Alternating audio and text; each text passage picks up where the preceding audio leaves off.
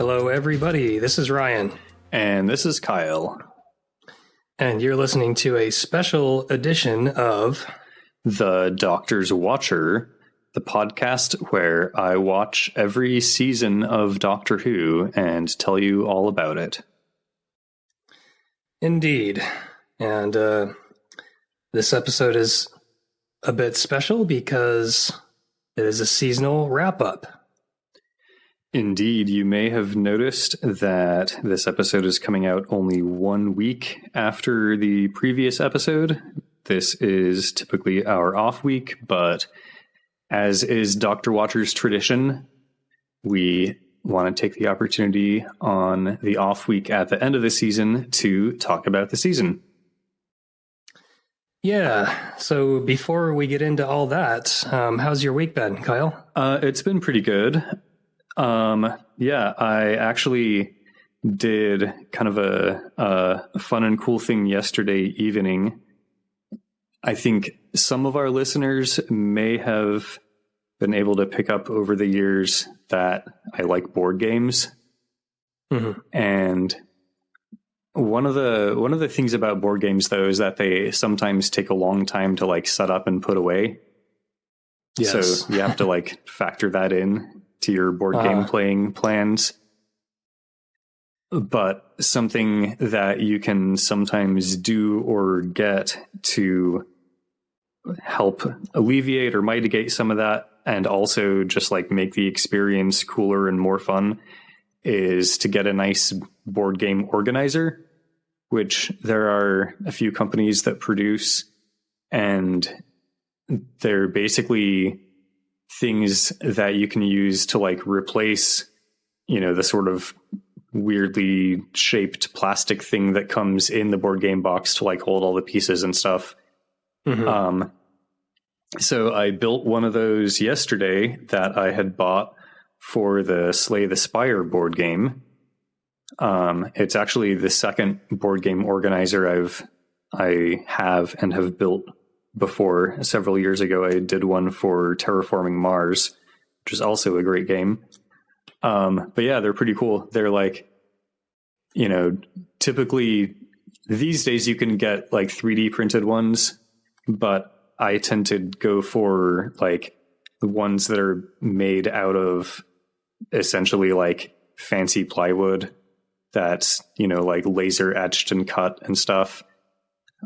Cool. And you take, the pieces of wood and like put them together into like a box to hold the cards and like a little tray to hold these pieces and like that kind of thing. And, they design them to like fit into the game box very neatly and precisely and stuff. And yeah, then when you're playing it, you can just like pull out all of the organizer pieces and set those up on the table, and then like your cards, even when you're playing, are like in a nice little box instead of just like this pile that's going to tip over and stuff. Oh, that's nice. So yeah, it's pretty cool. Probably after we finish recording today, I'm going to go do a solo run of the board game to test it. And then a week from today, I'm having some friends over, including co-host emeritus Benny, and we're gonna play a multiplayer run of Slay the Spire board game for my birthday. Awesome. Yeah. Well, that's pretty cool. Yeah, I have a game. It's called Mansions of Madness. It's kind of like Lovecraftian flavor. There's like a shit ton of cards and like little cardboard pieces, and like there's all these different ways you can configure it, and it takes forever to like set up. And that game actually has a free app. I think it was free at least, or maybe it's like $2 or anyway, it's got an app for Android or iPhone that like you can tell it like, oh, I want to play this configuration of the game. And it will like walk you through step by step, set the board up this way and then put this piece here and these pieces over there and this and this and that. That's cool. And even then, yeah, like it really helped. But even then it's like, this is such a hassle, like to set it up. Like it's a really fun game, but man, Yeah, you should see if there's an organizer for it. I should. That would be nice. Yeah, the company that I got the Slay the Spire one from is called Board Bento. And the company that I got the Terraforming Mars one from is the Broken Token. Cool. Okay. I'll have to check those out. What about you? Have you been up to anything cool? Yeah, kind of. I mean, I finished my book, the most recent book in the Dungeon Crawler Carl series, so now I'm stuck waiting like a sucker, like the rest of the fans who got into the books before I did. And yeah, I've got something cool that I'm trying to do with the Meshtastic radios that I discussed an episode or two back, but I don't want to get too far into that yet. It's not really ready or tested, but I've got a cool idea for that. Nice. So yeah, I'll have to try and remember to bring that up next week, especially if I've made more progress on it. But yeah, nothing too crazy to report. Same old stuff, pretty much. Right on. Well, before we got too far into this episode, I did want to apologize for the shirt that our producer Matilda is wearing that says, "Come back, Benny, all is forgiven." She thought it would be funny if we both wore them, but I was like, no, that's mean. Like, you shouldn't wear that. But she did it anyway. Right. Like, how am I supposed to take that? Am I supposed to, get my feelings hurt like the second Doctor did? No, actually, I'm on the producer's side. Come back, Benny. Just kidding. Nice. Well, she is a snarky one, but that's why we love her. All right. Well, yeah, I've got a very fast joke before we really get into the meat of the episode. Would you like to hear it? I would. So a piece of pizza walks into a bar, and the bartender says, "Oh, sorry, we don't serve food here." Nice. Pretty shitty of the bar. That's discriminatory, but... Right. Rude. Cool. Well, yeah, as you mentioned, we should get into the meat of the episode because we have a lot to cover, this being our season 4 wrap-up, and our wrap-up episodes traditionally being our most self-indulgent and probably longest episodes. Right. I'm always pro indulging myself.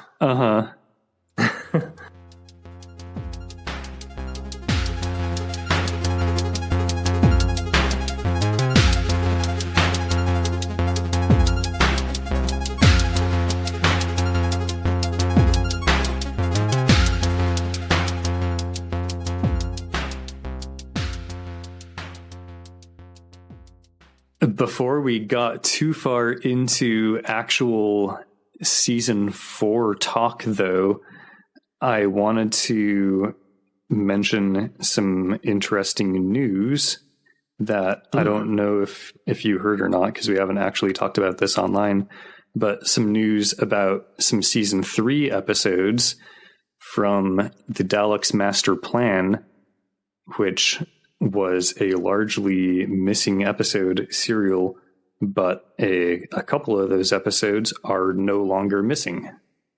Oh, cool. Yeah, they were found. I actually don't have an article up in front of me. I read this like probably a week or two ago, so the details might be a bit hazy. But my understanding is that they were in the private collection of, some Doctor Who fan who was like a film collector who I guess mostly focused on films about like trains and canals. And his collection featured a lot of like, home videos and that sort of thing. But he also had like couple of reels of, Doctor Who episodes from the Daleks Master Plan. It's a serial that was not sold to the Australian Broadcasting Company. I guess they decided it was too violent, and basically the BBC didn't sell it overseas at all because of that. So that's, how a lot of missing episodes have been recovered is from the copies that were sold overseas, but this didn't have any of those and mostly got destroyed. And I guess we don't even know how these got into this collector's library. I should mention that the collector's dead now. That's how they were recovered, and the BBC got it back as he had donated. His library was donated to some film institute or whatever, and they were like, oh shit, look what we've got here. Cool. So yeah, I guess Peter Purves, who of course played Stephen in these episodes, was invited to a theater or whatever under false pretenses. They told him that they wanted to interview him or whatever, and they brought him to the theater, and then they're like, hey, we've got these missing episodes that we want to show you. And he was really moved and touched by it and thought it was really cool and stuff. Awesome. And yeah, I guess they're going to be, on the BBC iPlayer or whatever. I think by the time our listeners hear this episode, they should already be there, because I think they're coming out on Easter is what I read. Oh, cool. Wow, that's so cool. Yeah. And just to refresh my memory, BBC iPlayer is the one that is only available in the UK, correct? Yeah, I'm not sure exactly how American viewers are going to get these episodes. I haven't really looked into that yet. I'm sure there are very possible networks that you could use to get them. That's exactly what I was going to suggest. Nice. Well, that's really cool. Yeah, for a minute, I was about to say, I think I need to contact this video collector guy, because from one person who's probably on the spectrum to another, bro, wait, you collect videos. You collect videos of trains and canals, and bro. Canals. Yeah. Trust me on this. But I guess he's dead, so I can't tell him. But yeah, no, that's really cool. Kind of curious if there's any trains or canals in the episodes. Yeah. Yeah, I'll have to keep that in mind when I watch them. Yeah, but that's really cool. That's fun that they turned up. Mm-hmm. Yeah, I think what I read was that this was the longest gap between missing episodes being recovered. Last time any missing episodes were recovered was in 2013 or something like that. Oh, wow. And I had honestly decided that it probably was never going to happen again, because even if some of these missing episodes do still exist, the film they're on is going to be degrading by now. Right. Yeah, it's kind of like a prime number situation. The more you found, the longer it's going to take to find more. So yeah, hopefully these two won't be the last, but they might be. Huh. Well, that's super cool. Glad to have these episodes back on the ranch. I don't know, back in knowledge, human knowledge. And speaking of missing episodes, one of the things I wanted to talk about in this episode generally is just a few statistics and stuff. And as of the end of The Evil of the Daleks, the podcast has covered 72 missing episodes of Doctor Who. Nice. Which is 74.23% of all missing episodes. Oh, wow. Although, as I say that, I'm realizing that those numbers are now slightly incorrect because of these two Right. recovered ones. Yep. Not too far off, but yes, slightly incorrect. Mm-hmm. That's cool, though. I mean, I don't know. And considering that this is our time to be self-indulgent, I would say that this effort is probably one of the most comprehensive efforts of like really documenting information about the episodes, analyzing them. You know, I'm sure there's like text lists, plenty of them, but like, are any of them philosophically discussed? Probably not usually. Yeah, or like and, discussed in such great detail. When I info dump about this podcast to people, one of the things I tend to mention is like, you know, a lot of Doctor Who podcasts go serial by serial and we'll cover like one serial per episode. But I think there are probably a lot fewer Doctor Who podcasts that go episode by episode. Mm-hmm. And of those, I don't know how many cover missing episodes. Yeah, like doing a whole serial in one episode, like unless you're going to go 4 hours or something like that, like it'd be tough for some of them to really do it justice, I think. Yeah. Yeah. Yeah, to be honest, I don't listen to very many other Doctor Who podcasts. There are like a couple that I tend to listen to after we've finished talking about a serial. I'll go listen to their episode about that serial. And, Nice. And yeah, like they basically tend to spend like maybe 5 to 10 minutes on an episode, or, you know, if they even like talk about episodes in specific rather than just kind of the serial as a whole that they'll spend like an hour on or whatever. Yeah, I mean, you know, I respect it, but that's just so surface level. I'm glad we're doing much more in-depth analysis. Yeah, for sure. And, you know, our podcast theoretically is going to last a lot longer than theirs too. Right. They're going to run out way faster.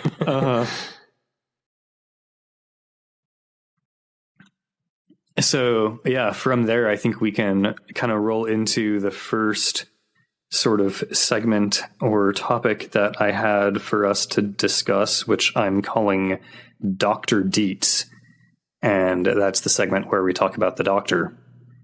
Wait, Doctor Who? Dr. Deets. Like details.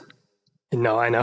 I just wanted to make the dumb joke. Sorry. I didn't even catch that. Yeah, no, that's perfect. We're leaving it in. Nice. Yeah, this is the first season that had a regeneration in it, obviously.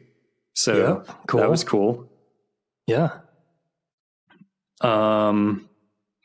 Yeah, I think it mostly goes without saying, but since we're being indulgent, I will say anyway that like coming up with the idea of doing regenerations really kind of like saved the series and was like the key for it to last, you know, more than 50 years rather than like a couple of years. Right.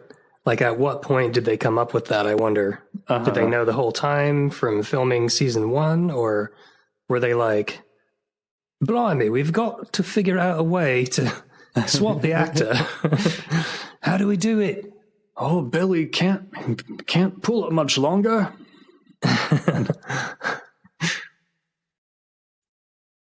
So, of course, yeah. Patrick love to be like a fly on the wall for that combo. Yeah, and like who had the job of having to go tell William Hartnell that like, hey, like we realize that, you know, your health is not what it used to be, and like you might be having kind of a rough time doing this anymore. But like we figured out a way that the show itself is not gonna die. Like we can just like replace you. Right. Good news, bad news, buddy.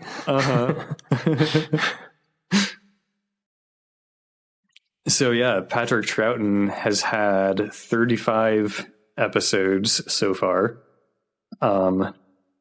which coincidentally you have also had 35 episodes. This is going to be your 36th.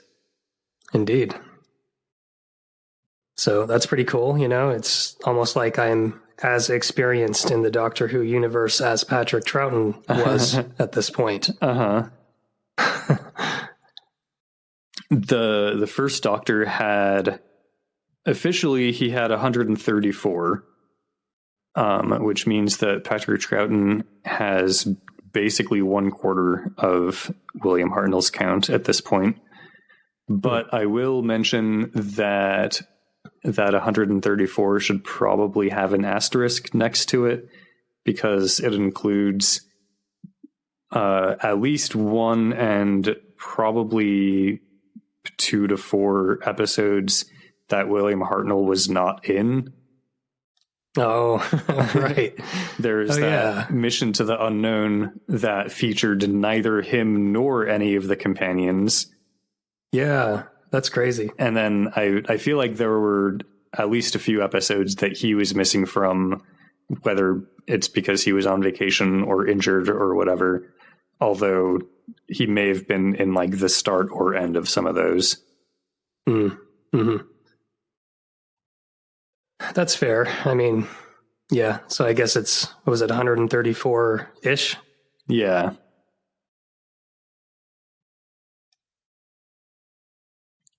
So, yeah, how do we feel about the second Doctor so far? Well, he's my first Doctor, but I guess he's my second Doctor because I did listen to all the first Doctor episodes. No, I really like Patrick Troughton. He does well at portraying like a somewhat unknowable alien type of dude. Mm-hmm. Like, I really like how he kind of seems to be this bumbling old dude. He's kind of like happy-go-lucky and silly and snarky. And then like you find out that this guy who almost seemed dumb for a while was like doing stuff in the background and had kind of been in control for like a lot longer than you thought. Yeah, he really has kind of like that sort of secret like sub level of planning and execution that, you know, that isn't apparent until like much later. And then you're like, oh shit, he actually set this whole thing up. Yeah. And has been like playing people the whole time. But yeah, kind of in such a way as to make himself look like kind of a bumbling fool or a clown. Yeah. Like not necessarily the bumbling part, like the fake surface part, but I think the deep, like unknown machinations that the Doctor's doing kind of became like, without knowing, most of the old Doctors, but I have watched most of the new Doctors, at least with the new ones. It seems like that's kind of like a personality trait that transfers to most of them is like, they usually have some deep plan that's kind of being enacted, or like a deep understanding of the situation that you don't know that they have until they reveal it. It's kind of like a hallmark of the Doctors. Yeah, and I do feel like there's more of that, or it's more noticeable, at least in the second Doctor, than we got with the first. The first Doctor did seem more like straightforward, I guess. Yeah, yeah. And this new Doctor, the second Doctor, drinks. And I think he had a gun too, didn't he? I think so, yeah. Like he didn't really, I don't remember it getting used, but like I think he like passed out guns at one point. Oh yeah, the Highlanders. He was handing out weapons and stuff, wasn't he? Yeah, definitely. Yeah. Which I'm pretty sure is a big difference from the first Doctor. And he's sarcastic too, and like not really an asshole, but kind of sometimes. Right, like borderline, yeah. But like in a funny way. Right. Like I think he took it a little too far. Most recently, well, maybe not. I don't know. The Doctor never fucks up, right? But like, I feel like Jamie felt like he took the manipulation stuff a bit far in this most recent serial. Like Jamie was getting all pissy. And this Doctor's a little like that. Like he's kind of manipulative sometimes. Yeah. I'm not sure if he ever like properly apologized to Jamie for that either. What a dick.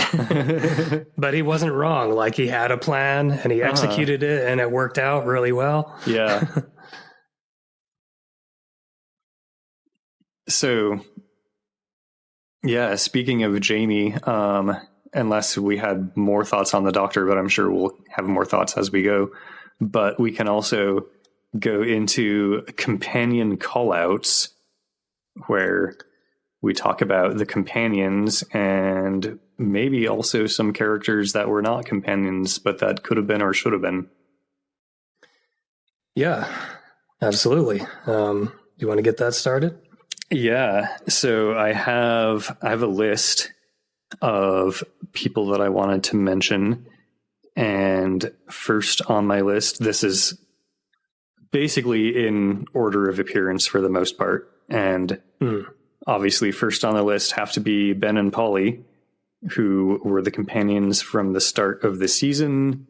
They were the companions who went through the first regeneration, first companions to ever be like, what the fuck, who's this guy? Yeah. Yeah, they're kind of like a 1-2 punch. Like I think they're a classic combo.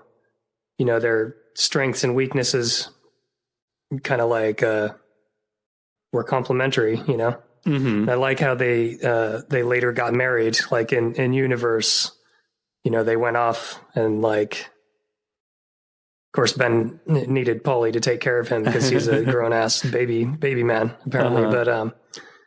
But yeah, I thought that was nice though. They got a future together.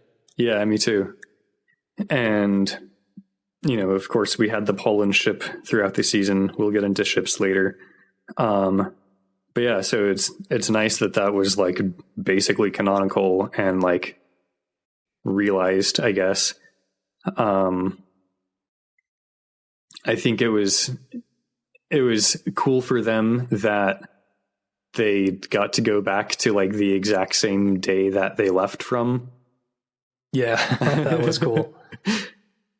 It's, you know, out of world and out of story. It's kind of a dumb coincidence that the writers didn't like explain or anything, but like in universe, like it's real nice for Ben and Polly.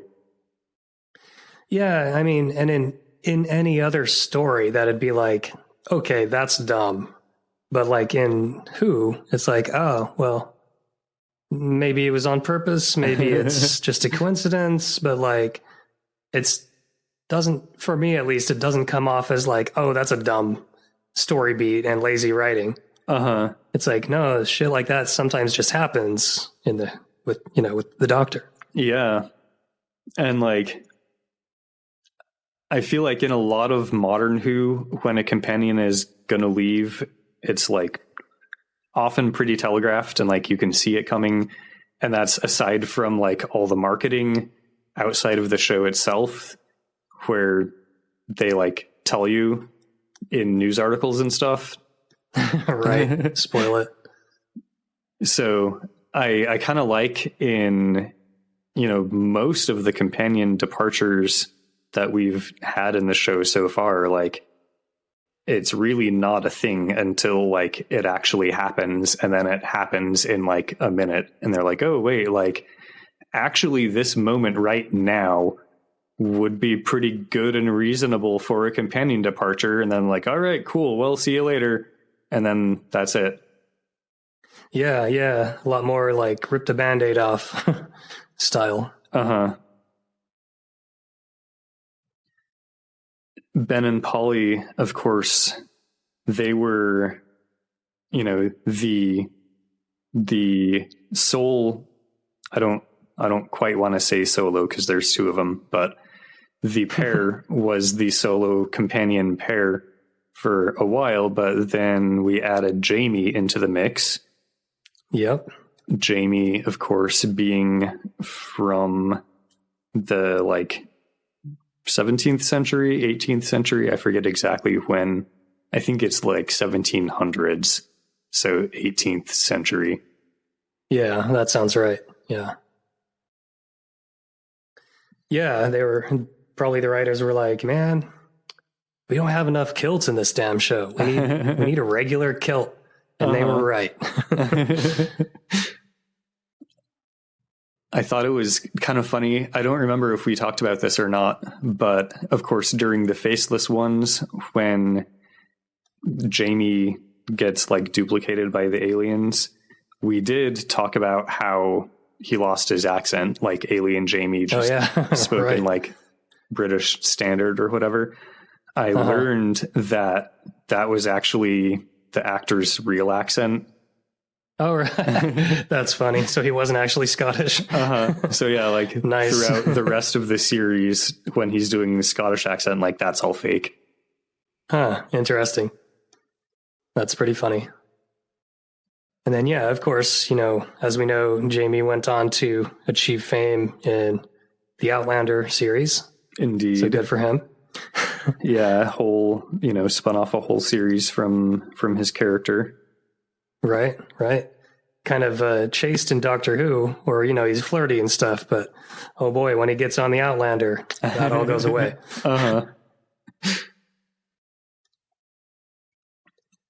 But yeah, I like Jamie. He's like very kind of strong-willed in a sense. Not like he doesn't get it when he's wrong or something, but he's confident kind of, and he's, you know, calls things out that don't seem right. Yeah. Which I like. Yeah. I don't think I mentioned this in our discussion, but in the power of, or in the evil of the Daleks, when he's being manipulated by the Doctor, like he actually almost leaves the Doctor at one point and is like saying that he's gonna leave, and you know, they sort it out and, you know, clear it up and whatever. And obviously he doesn't leave at that point, but yeah, he's like, you know, you, Doctor, don't care about people. Like all you care about is your TARDIS and like whatever your little special interest of the serial is. And like, I'm not cool with that anymore, and we're done. Right. Like that's a pretty strong indictment.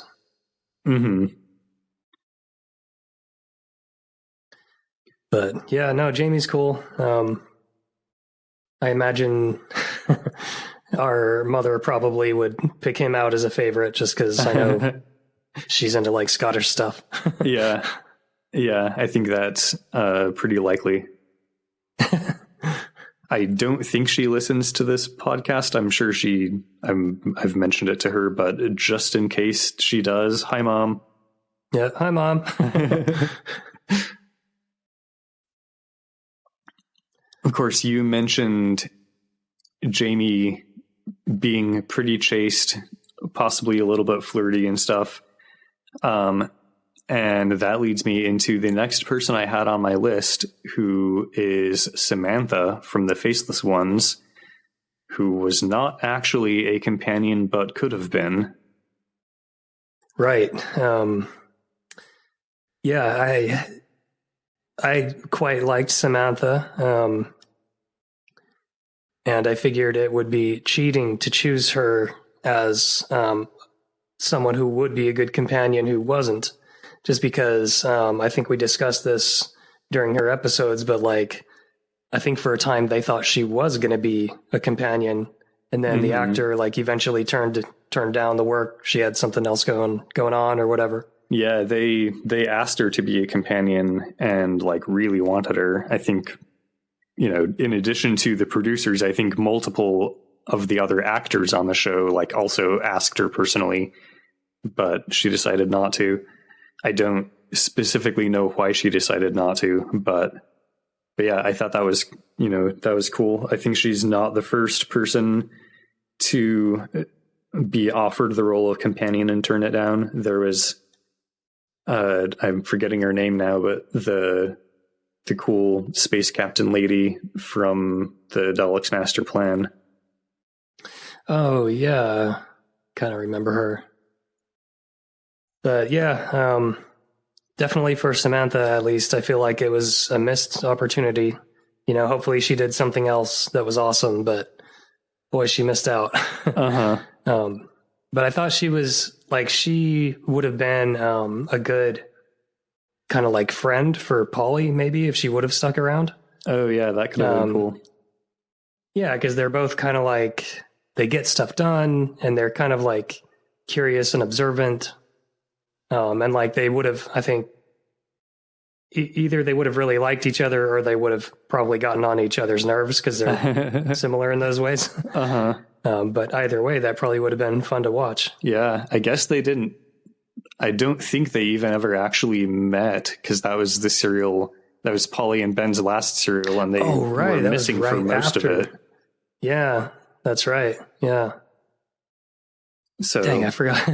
For some reason, I had like imagined them together, but yeah, it was like Ben and Polly left right before she showed up, pretty much. Mm-hmm.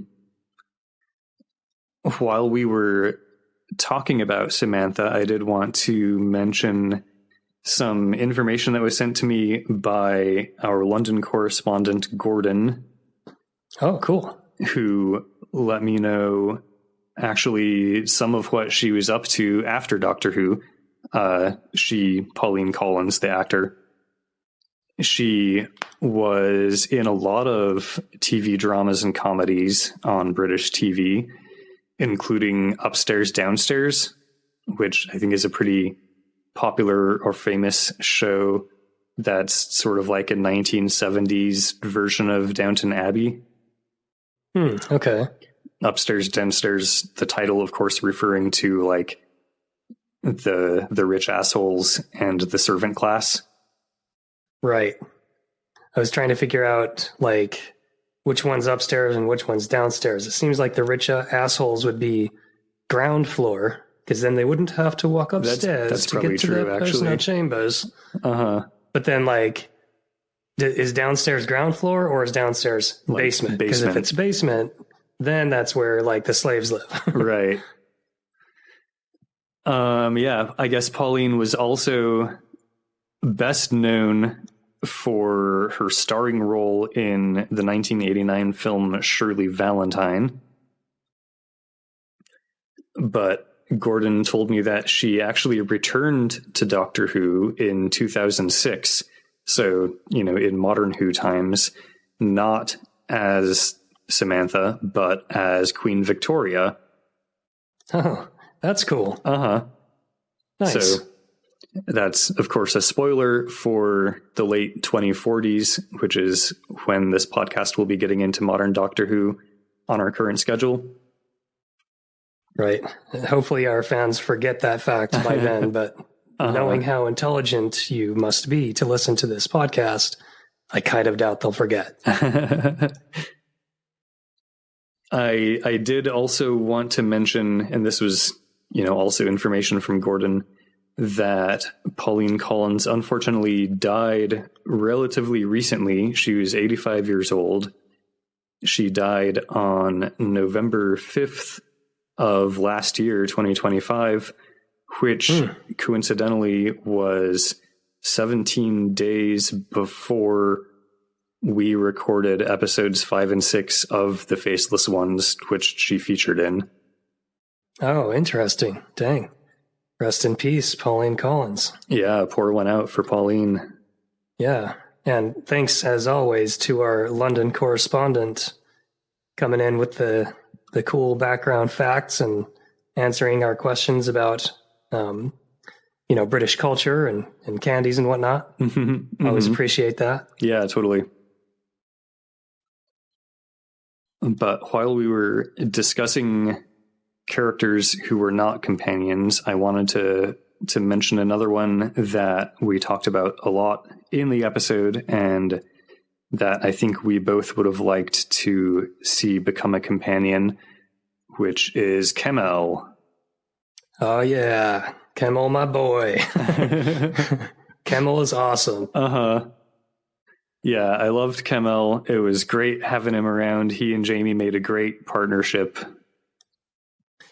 Right? Like, he never spoke too much.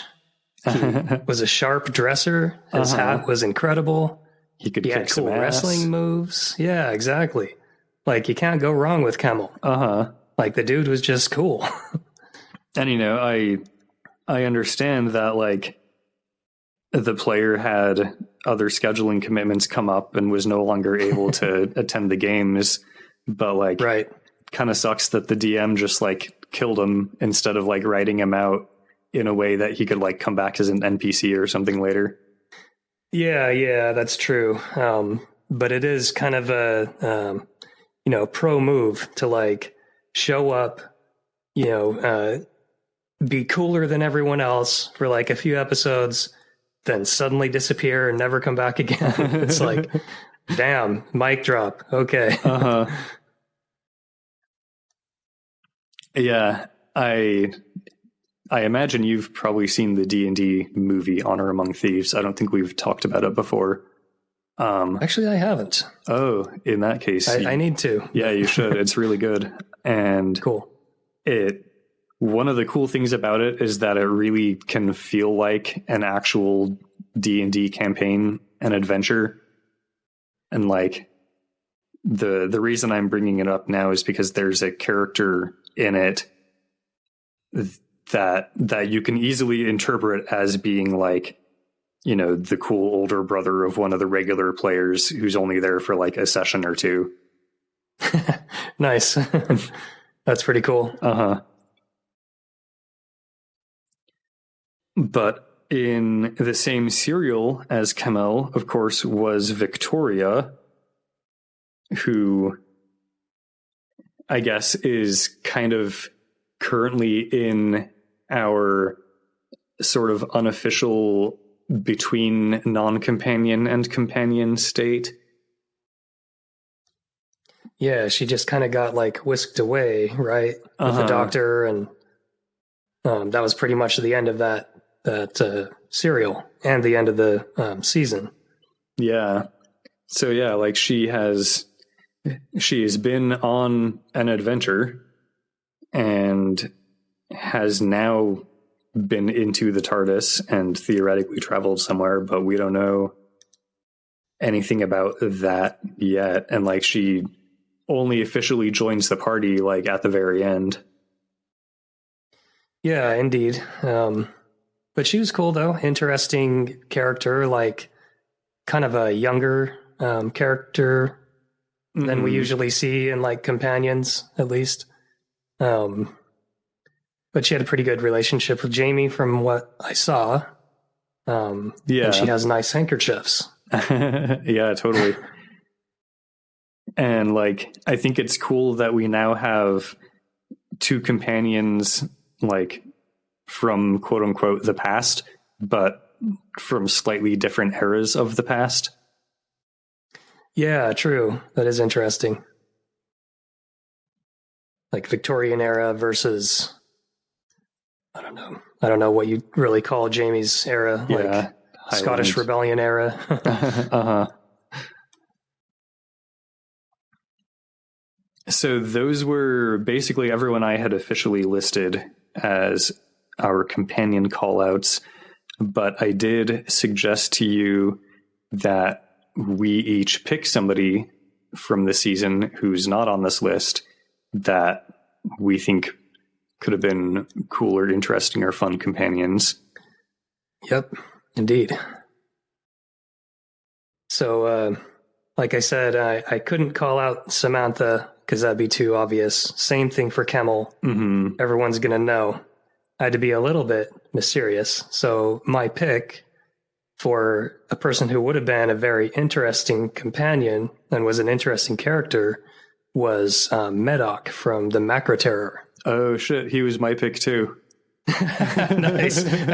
Actually, after I picked him, I wondered, like, is Kyle going to choose this guy? Because he's cool. Like, because he saw through the brainwashing, you know? He, like, picked up details no one else could see. Yeah. I kind of liked at the end of his run, like, after he watched the Doctor and companions, like, leave in a fucking TARDIS, he was just like, you know what?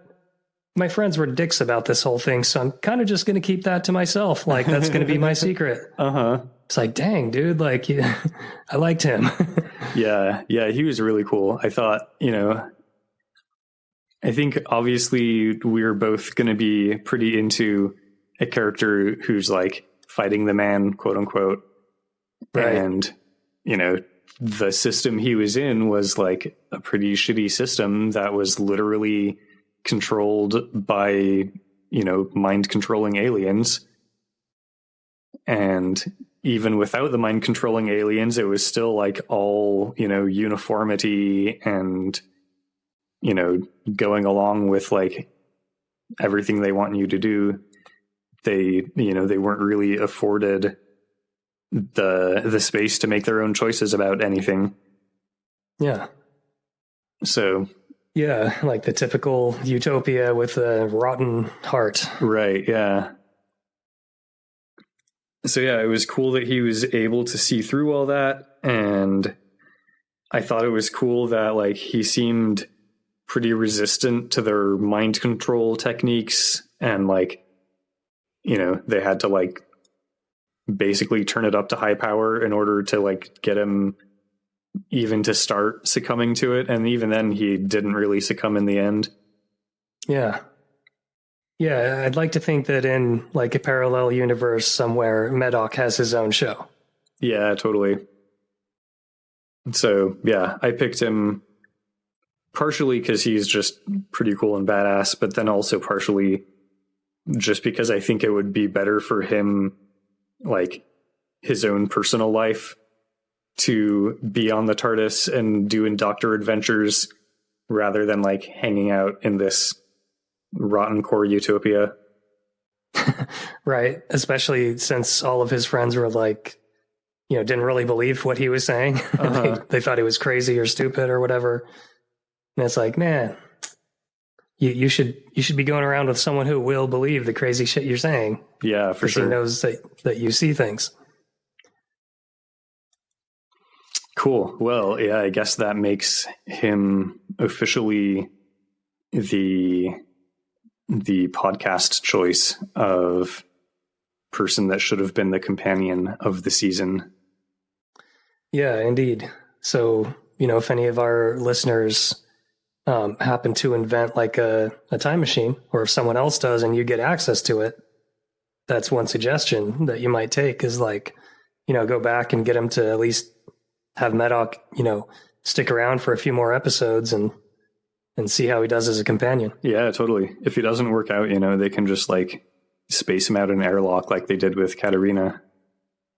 Right. Or just go back in time again and warn yourself like not to go back in time and make that suggestion.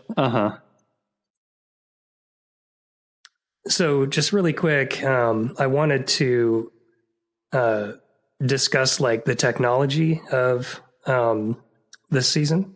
Yeah, of course, this is our wrap-up segment, Tech Talk. Yes. And I thought it would be good to call out one of the serials in particular that I thought had some really creative technology, sci-fi technology, of course. And that was the Faceless Ones. Yeah, there was a lot of good tech there.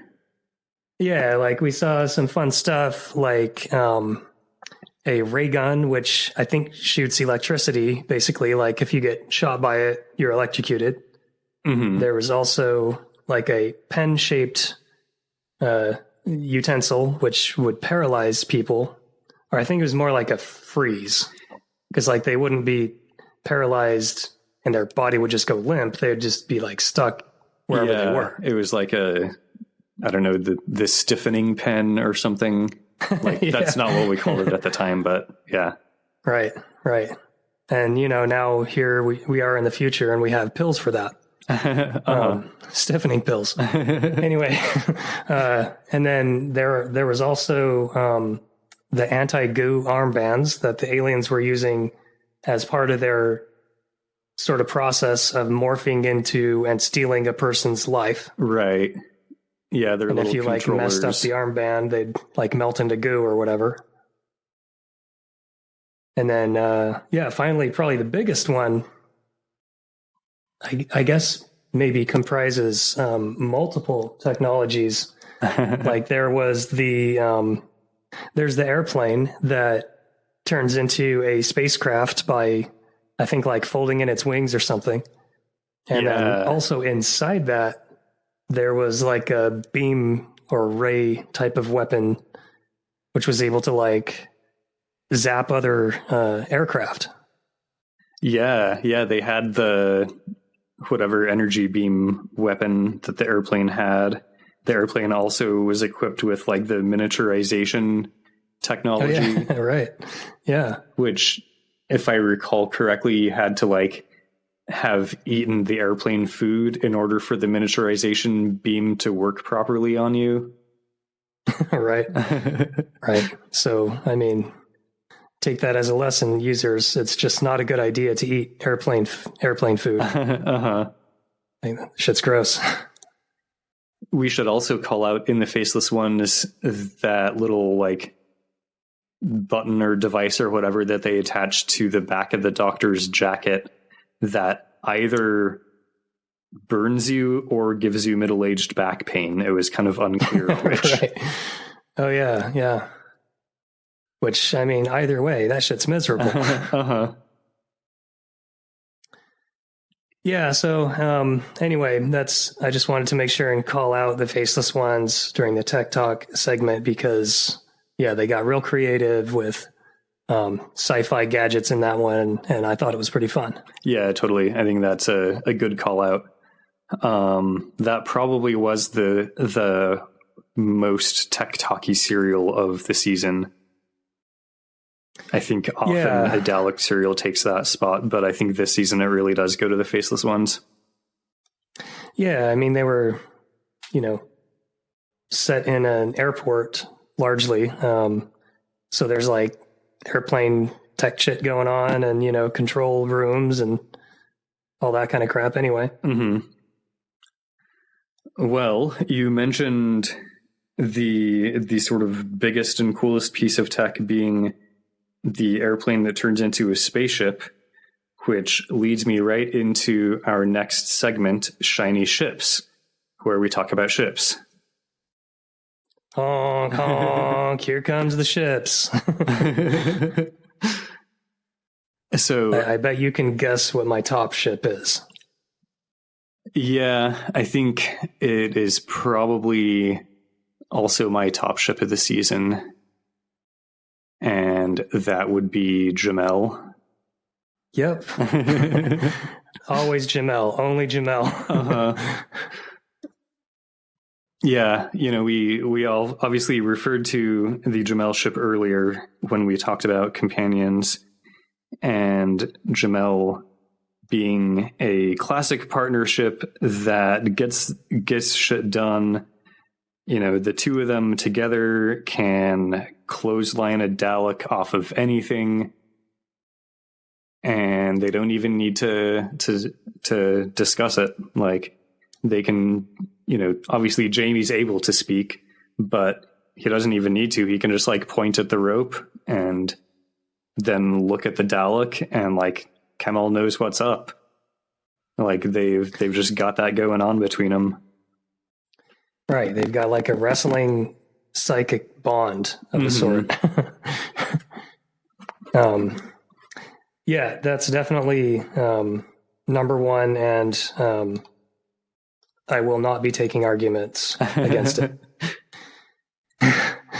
The show did kind of give us a few hints toward a polyamorous ship, which would have been Victor Jamel.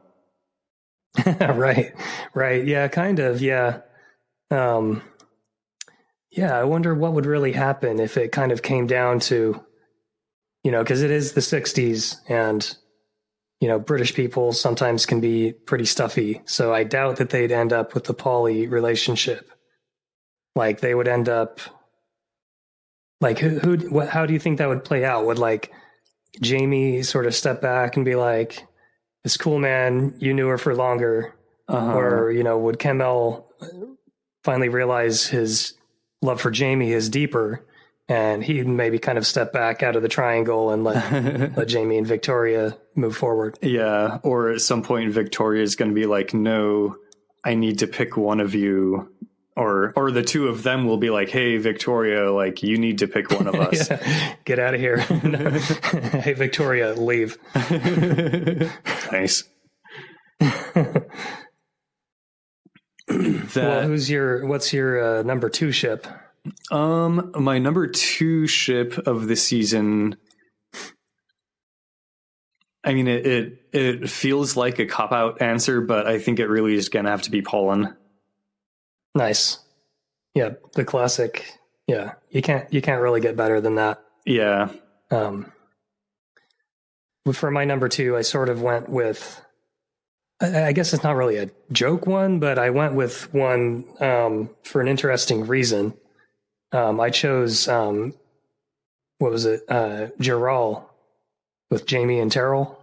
Gerald, I guess. Oh, nice. Yeah. I like it because it's Ruth Maxtable's ship, so it's like a ship from in universe. Like, and you don't see that very often, so yeah. I like it. Yeah, we've had like 1 or 2 of those, but not very many. Like, yeah, exactly. Yeah, the Doctor has shipped a few ships, but true, that's true. But yeah, that was really fun to have like an NPC side character who doesn't even have like a very big role. But she's got a ship. Right. She has opinions. Do you have a number 3 ship? Number 3, I'm probably gonna go with the HMS PJ. Cool. Which of course is Polly and Jamie. Yep. We didn't end up getting a whole lot of that, but there was some of it, and I think it was a pretty fun dynamic. Like, Polly can sometimes be kind of like stuck up and haughty or whatever. And like, I think Jamie's not really gonna allow her to do that very much. And so that could be like kind of some fun tension and back and forth between them. Right. True. Yeah. I liked that one too. It kind of overlaps my third ship, which was Polsty, Polly and Kirsty in the Highlanders. I just thought it was cool, like 2 kind of badass ladies going around doing stuff. Kirsty was like, if I remember right, like she got scared kind of often, or like had to be talked into things. So that's a little bit of a mark against her, I guess. Which is why it's my number 3. Yeah, I liked Polsty as well. That was a good ship. I think one thing I didn't like quite as much about it is that Polly was kind of like rude or dismissive to Kirsty sometimes. Mm-hmm. But I like the concept, at least. Yeah, I definitely like the concept. And I think Kirsty could have been also a good companion if she and Jamie had both come along. Although if that had happened, I think the show probably would have ended up just doing Pollen and James T. Right. Yeah, probably. I think the rest of the ships on my list I didn't necessarily have in a particular order after we've hit like the top few, but there were a few others I wanted to call out. Mostly they're ships that were kind of briefly hinted at and then nothing really happened with. But I guess the one I'll mention that was more than that was Jamantha. Oh, yeah. They both seemed pretty into each other. I think Samantha was like pretty ready to just go ahead and get down, but Jamie was kind of like too shy and reserved for that. Right. Well, plus he had a habit of stealing her airplane tickets, so Yeah. kind of a loser move there, Jamie. Yeah, that was pretty shitty of him to do. I think she was still interested in him after that, but she probably shouldn't have been. Like, that is very easily could have been a deal breaker. Yeah, like big red flag. Yeah.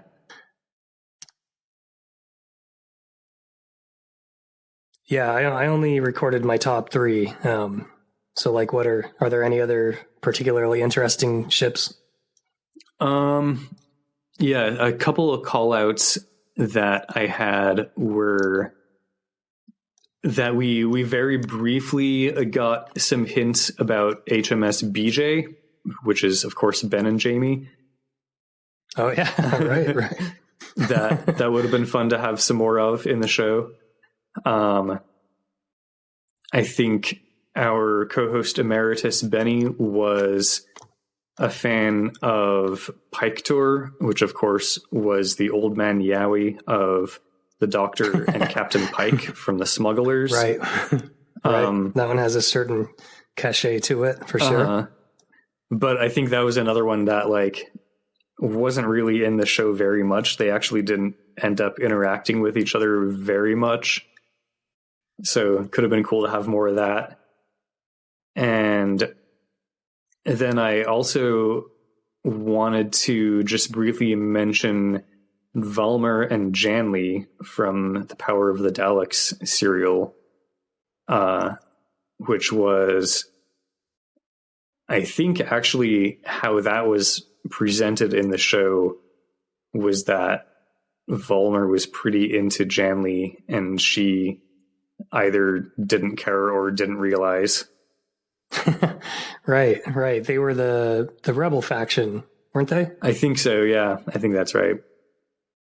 Yeah, I forgot that one. That was a good one. That kind of segues us pretty well then into our next section, which is the listener questions section. Yeah, I called this segment Listener Lookups, where listeners send us questions and we look up the answers in our brains. Right. Oh, yeah. A lot of times I do kind of look up when I'm thinking about things. But yeah, it is a great segue because one of our listener questions is from co-host emeritus Benny, and he asked, what do you think would be a fun potential ship from this season? Maybe 2 characters that don't interact much or don't actually meet at all, but you think they might have good chemistry if given the chance. And just to clarify, Benny did specifically say that we can be as silly as we want with it. We could even pick characters from different serials, etc. Oh, snap. So, well, that's a great question. Yeah. I had a few. I don't know if we want to like go back and forth or if one of us should give our full answer and then the other, or how we want to do it. But I had like 3 that I could call out. I had only one really, and I think I accidentally spoiled it already. So I'll just hurry and get it over with, and then we can talk about yours, I guess. Yeah. So my potential ship, I called Samali, so Samantha and Polly. Nice. 2 strong women kicking ass together. Hell yeah. Like Kirsty almost filled that, but like I said, she's a little bit wishy-washy or a little bit kind of too scared or nervous about things or whatever. And I don't feel like Samantha would have that problem. I think she and Polly could, ship up and probably wouldn't be good for the show because they'd be solving all the mysteries way too fast. Nice. Yeah, I like that. What do you got? I think they'd be a good ship. Yeah. All right, so I've got 3 of them. The first one I will call Dalberman Leaderroar. Nice. Which is, of course, the Dalek Emperor and the Cyberman leader. I just figured they'd be like a pretty serious power couple. Yeah, for real. They'd probably be on the cover of like, I don't know, Evil Genius Monthly or some shit. Yeah, I didn't really have too many notes on any of these, mostly just a comment or two. So yeah, that was the first one. My next one is Samansti, which is Samantha and Kirsty. Nice. Yeah, I figured since Jamie was too shy to hook up with Samantha, she can have another Highlander. Yeah, good point. Yeah, like she's got the taste for it, so why not?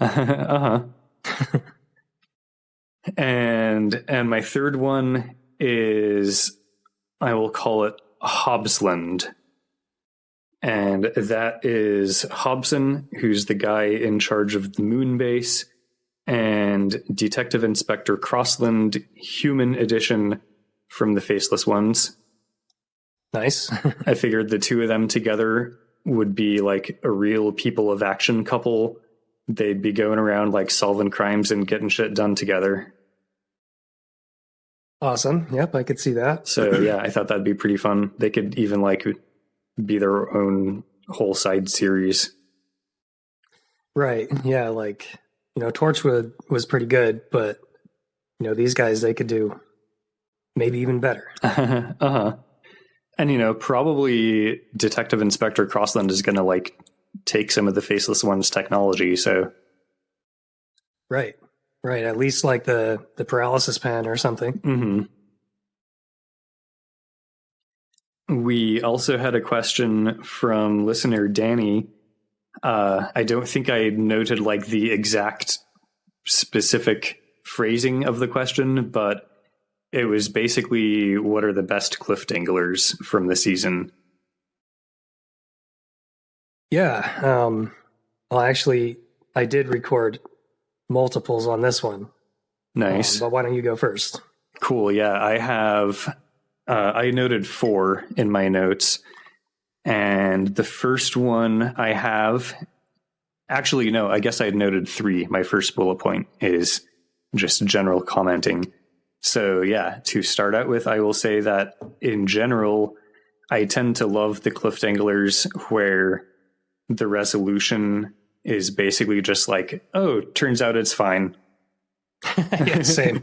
Or like, it seems dire in the cliffdangler itself, but then like fixing it in the resolution is like not actually a big deal at all.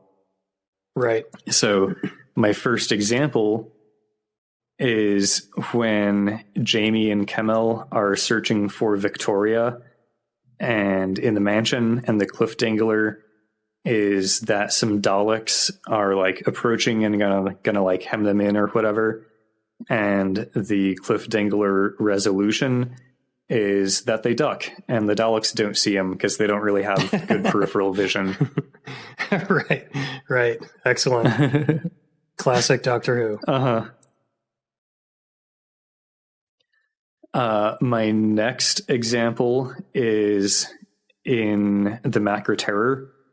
There was a cliffdangler about some giant space crabs approaching the colony, and I think it was like maybe Ben and Medoc who see him approaching or something. And the cliffdangler resolution at the start of the next episode is that they walk past the colony. Nice. That's pretty similar to one I almost put on the list, which was from the moon base. Nice. Where, if I remember right, they see the Cybermen, like a platoon of them or whatever, walking at them across the moon. And then, like, it just never gets followed up on until they look out the scanner again or whatever, like look outside and like they're still just like walking toward them. Wasn't that like the cliffdangler of the next episode? I think so, yeah. And like they never got there. Yeah, that was pretty good. Yeah.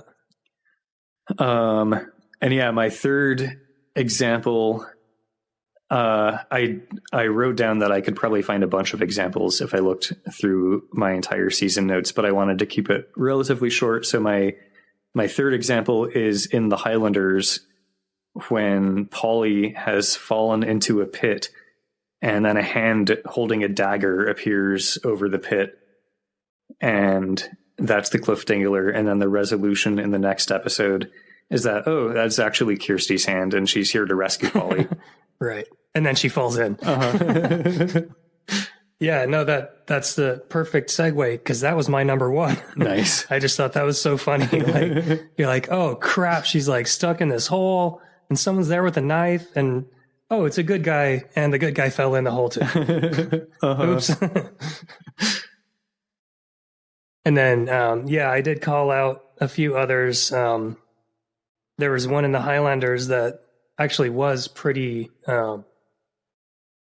weighty, I guess, where like Ben is like, I think he was wrapped in a, like a sail or something from the boat and like tied up all in ropes, and then they just dropped him off the edge of the boat. Oh, into the water. yeah. And like he had to pull a straight up Houdini move to like escape all that shit and like swim to shore in secret. Yeah, that was a cool one too. Like that one, it's not quite in the same mood as like the silly ones, because that was actually like pretty serious and weighty, like you said. But yeah, that was right. That was a really cool one, I thought. But still, like the solution sort of gets hand waved. Like, oh yeah, no, he just escaped underwater and swam to safety. So it is still kind of like undercut. Another one that I just found to be funny was at the very end of the moon base, where they're just like looking at the scanner, on this planet they just landed on, and they're just like, oh crap, a huge crab claw. And like that was the Cliff Dangler. Yeah, that was fun. It's just funny. Of course we know that Cliff Dangler turned out to be many huge crab claws, actually. And then like the last one I had recorded, just because it was, funny, the Roof Dangler from nice. The Power of the Daleks. No, Evil of the Daleks. Yeah. Yeah, that was fun. Thanks to Benny and Danny for the questions. I also wanted to mention that we received a couple of, I still call them tweets. They're on Blue Sky, but fuck it, they're tweets anyway. Or posts, whatever. But we received a couple of comments from listener Jeff on Blue Sky after we were talking about the faceless ones and like sort of speculating about their backstory, basically, and like how did their scientists, discover body transference technology and like do it in time to like save them from whatever disease or condition they were facing and stuff. And Jeff said that his headcanon is that the faceless have been doing this for a while. The disease came over them slowly. So when scientists learned how to take over other beings, they absorbed the nearest sentient species to them, which happened to be the reptiloids. So like the reptile form that we see them in is not actually their original form. Like they've already been doing this and kind of body hopping already. So maybe that is an interesting theory. Yeah. Probably like the originals of the reptiloids are all like back on their home planet and stuff, but maybe they're degrading or something, so they've got to move on to humans. Yeah. No, cool. I like that.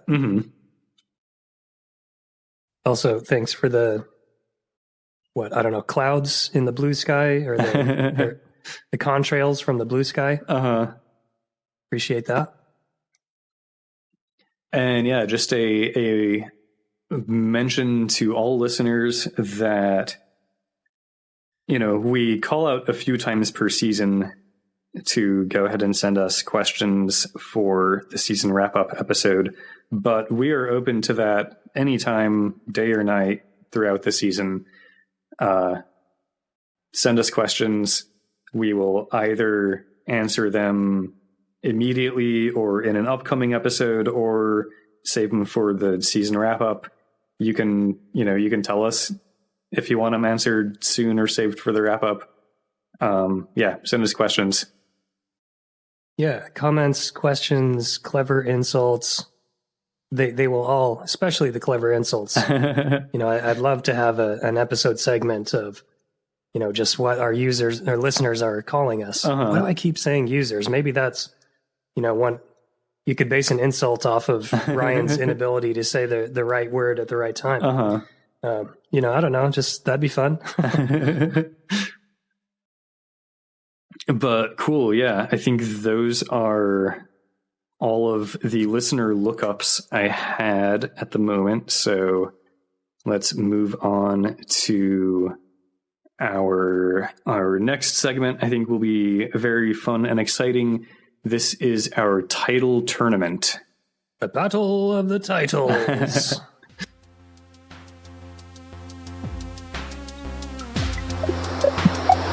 The listener must relax and believe.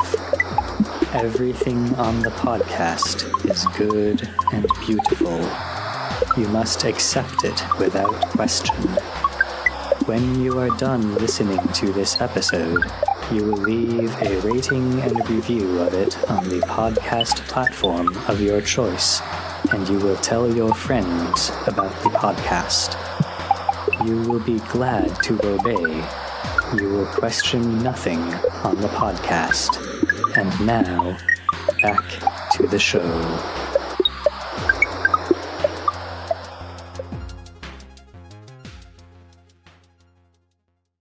So this is our segment where we're going to talk about some episode and serial titles.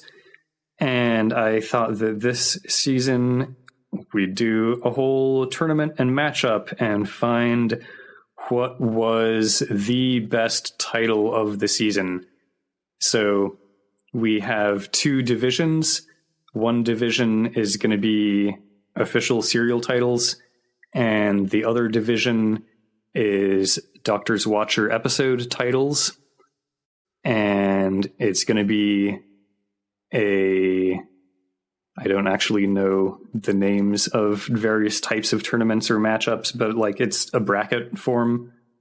There's going to be several rounds, but since the serial title division is so much smaller than the episode title division, the serial titles don't actually enter the matchup until round 2.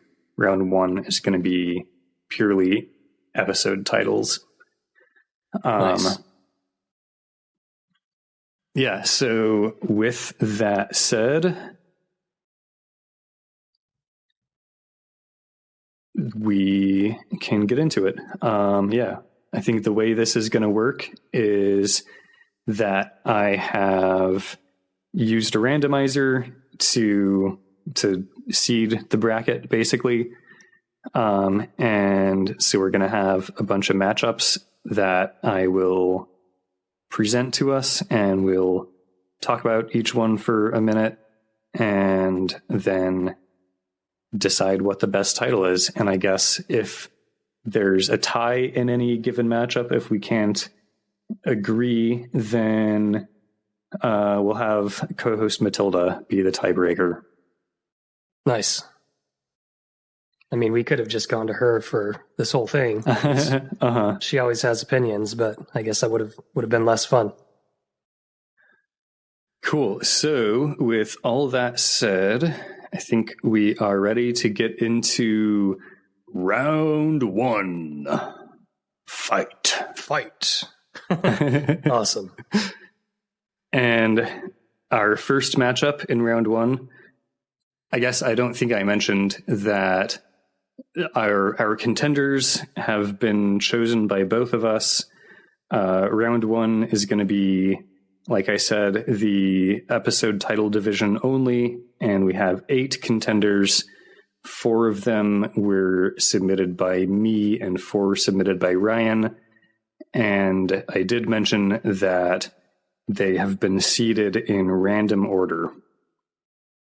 So our first matchup is episode 29, Life's a Gas, versus episode 21, Fomenting Rebellion. Oh, that's a tough one. Uh-huh. Because they're both like good puns. Like I have a hard time choosing because fomenting, that had to do with the sea foam, Right. if I recall correctly, with the underwater menace. Life's a Gas, I think, was also underwater menace, and like people were getting gassed and like murdered. So it's just like I think I like the attitude of that, like the happy-go-lucky, oh, life's a gas, as opposed to what it's actually talking about. So I think that'll be my choice. But what are your thoughts? Nice. Yeah, I think this is a tough matchup. I agree. Fomenting Rebellion is, they're both good puns, but I think, it's fun when we can like kind of stretch it and push the limits of what pun technology can provide us. and yeah, Fomenting Rebellion being in Underwater Menace and being all about the sea foam, I thought was good. Life's a Gas, actually looking at my notes. Episode 29, it was actually in the Macra Terror. Oh, right, yeah. Where they were mining gas. And of course that led to a lot of fart jokes, which is, right. One of the mainstay features of this podcast. Right. I'd say fart jokes themselves are a gas. So yeah, it's kind of nice to highlight that in the episode title. So I think I am going with Life's a Gas. That's what you also said, right? Yep. Cool. So Life's a Gas advances to round 2. Our next round 1 matchup is episode 18. A Ffinch in the hand is better than 2 in a pit, versus episode 3, Very Strange and Very Disturbing. What's your take on those two?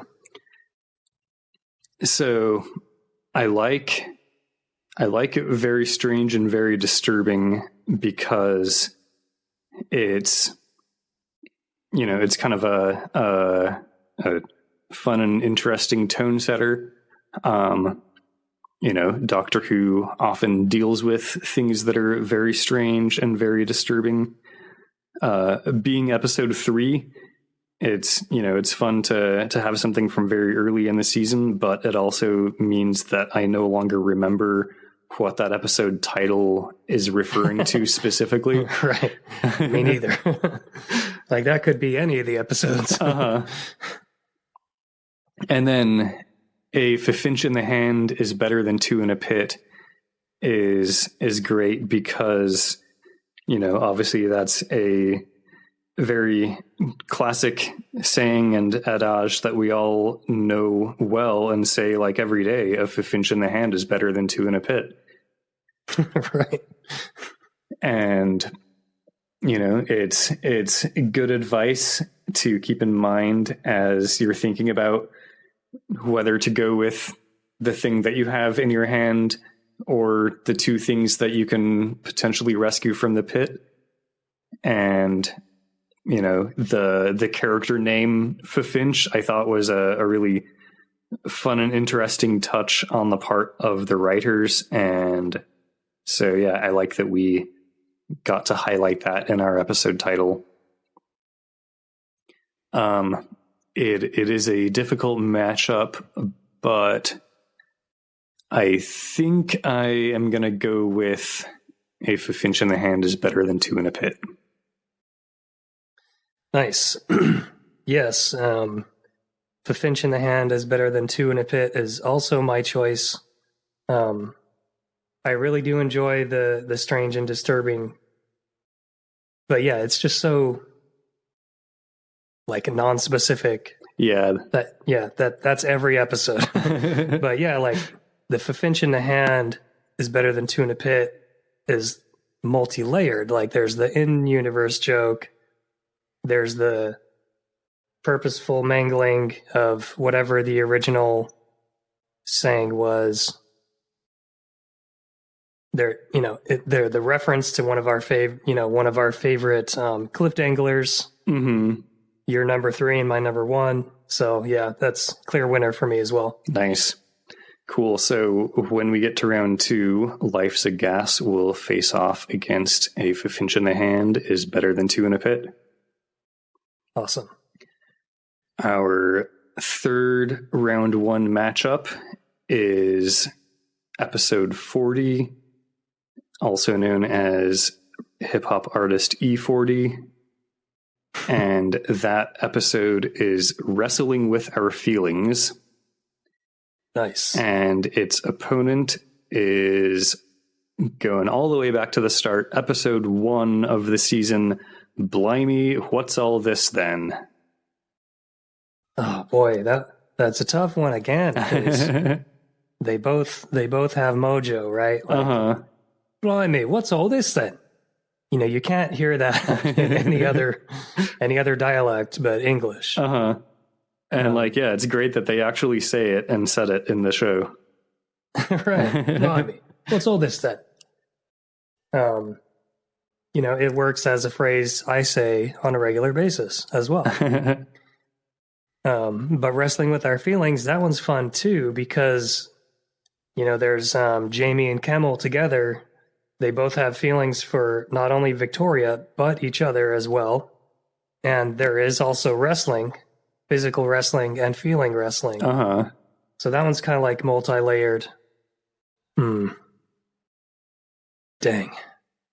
It's a very close matchup.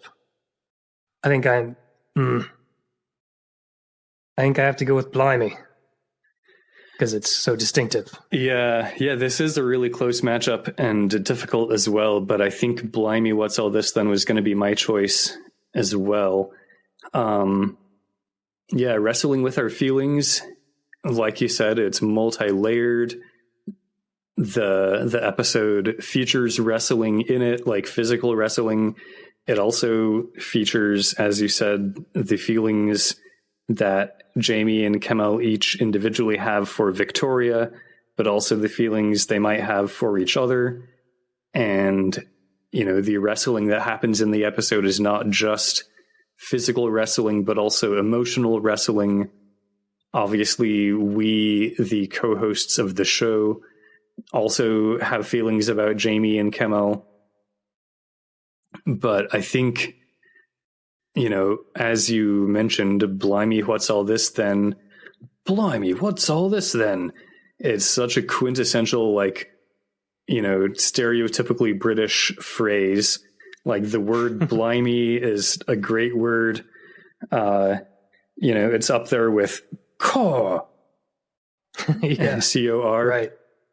And yeah, I love any time that word or that phrase gets used. And I think, the fact that it was used in the show itself, like how could we not highlight it as our episode title? And yeah, I think that sort of like quintessential Britishness of it is going to carry it through for me over Wrestling with Our Feelings, because it really just kind of like ties the room together. Yeah, for sure. As a kind of a side note, and maybe this is a question for Gordon, our London correspondent, what the hell does blimey mean? Like, did that come from something else? Like, I know like bloody, is like a reference. Like when you get down to it, the word bloody is like super sacrilegious. Right, yeah. Sacrilegious. Because it's like, God's bloody wounds or whatever. And I think even in like Shakespeare's time, people were saying like, swoons or something like that as a shortening of God's bloody wounds. That, also, I think I've heard that. Yeah. And yeah, like is blimey like the more quote unquote polite version of bloody? Like somebody, might say heck instead of hell, or, right. dang it instead of damn it. Right. Or is it like or its own whole thing?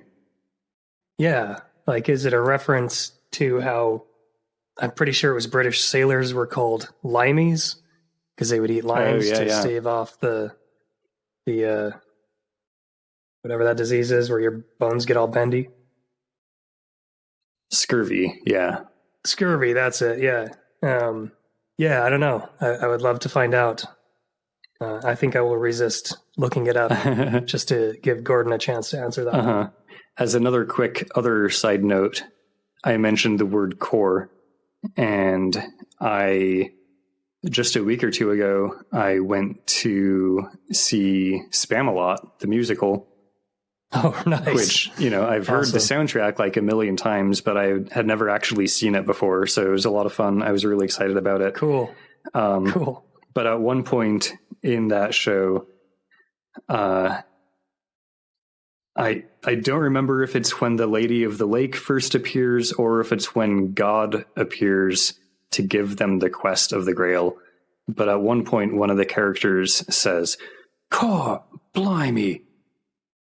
And it's just like such a great moment. Yeah. Awesome.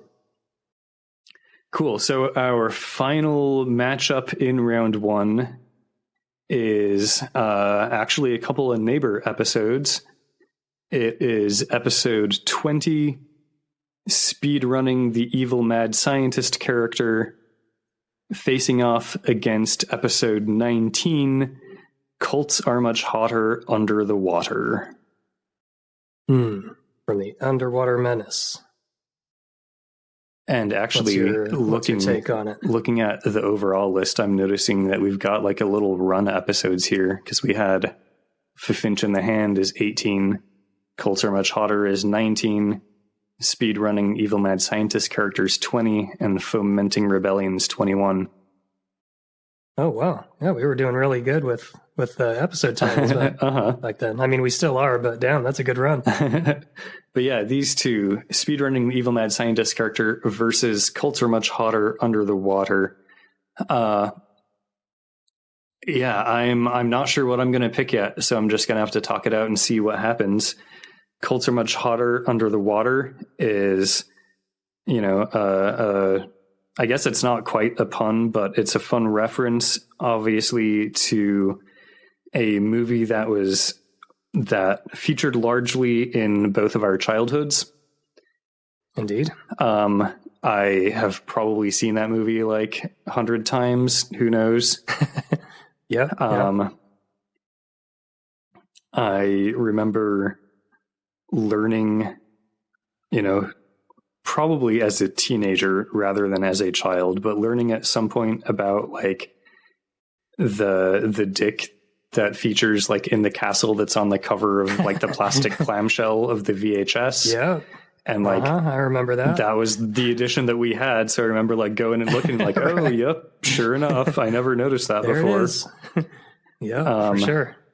I think also one time when neither of our parents were home and I was a teen, I popped it in and like fast forwarded to the scene that I, again, also didn't notice as a kid, but like, I think it's during the wedding scene. The priest has like a big old boner. Really? I don't think I knew about that one. That's hilarious. So nice. Yeah, that was pretty fun. And yeah, despite having just said a minute ago that I went to see a musical, I'm not necessarily a huge fan of like Disney musicals anymore. I liked them as a kid, but and I still like some musicals now, but I'm not really going to be that interested in a Disney one necessarily. But For sure. But the song that this episode title references is, among the less objectionable and more entertaining songs in the show. So Our other contender, speedrunning the evil mad scientist character. I liked this one a lot because, we talk a lot about how the show Doctor Who is depicting a game. Sometimes it depicts a video game, sometimes it depicts a tabletop game, but it's usually depicting a game being played of some sort. And I like that we're calling that out and highlighting that. And, speedrunning is, it's not something I tend to do myself, but I think it's pretty fun and impressive that people can do it, and like seeing all the cool shit they come up with and how they do it and stuff. And you can't go wrong with evil mad scientist characters. Those are always great in shows and in games and in stories. So yeah, I think as I talk it out, I like both titles a lot, but I think I'm gonna go with speedrunning the evil mad scientist character because it feels more Doctor Who and more Doctor's Watcher than Cults Are Much Hotter Under the Water. It's just kind of like a better representative of the show overall, I think. That is a very good point. And I think that's the point that will sway me, actually, because I was, neck and neck until you said that. But yeah, speedrunning the evil mad scientist character definitely suits the tone of the show much better. Although, quick side note about the movie we keep referring to on the other title, Cults Are Much Hotter Under the Water. We never did say the title. It's The Little Mermaid. And also, one thing I learned later about that too was anyone who grew up or is familiar with the Caribbean is super offended by the crab Sebastian. Yeah, that is a very fair call out. Yeah, it is not. It's not a Trinidadian accent. It's not a Jamaican accent. It's not like an Aruban accent, or it's not a Bahamian accent. It's not any of those. It's what an American would think of a Caribbean person accent. Yeah.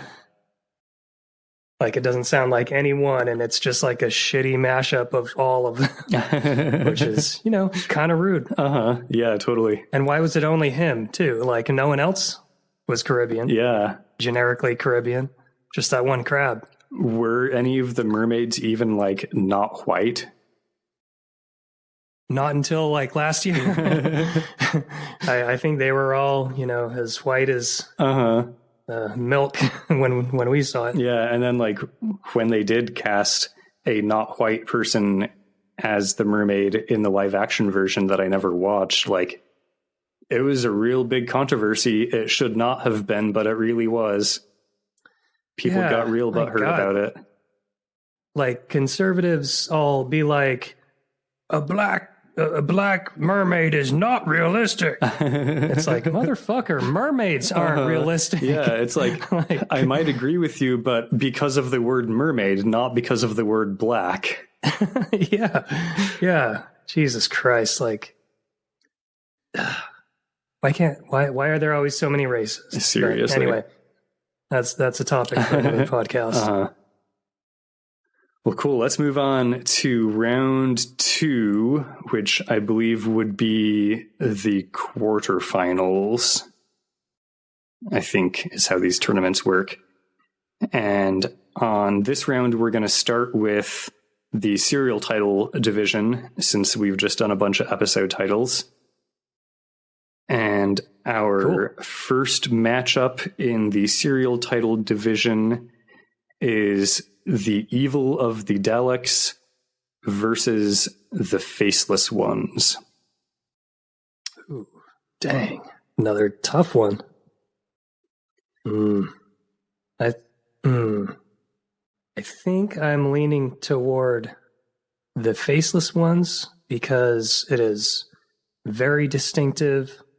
Even though kind of sort of didn't really describe the actual situation in the serial. It's just so evocative.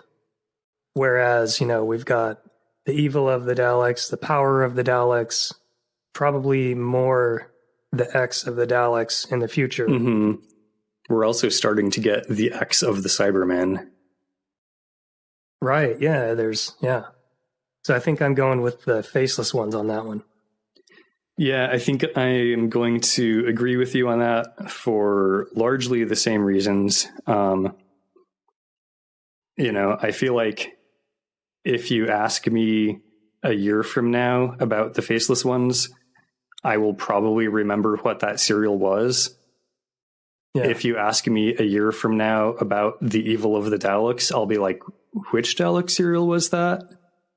Yeah, like where was it set? Who was in it? What did they do? What was the main? Like that one doesn't define it. Yeah.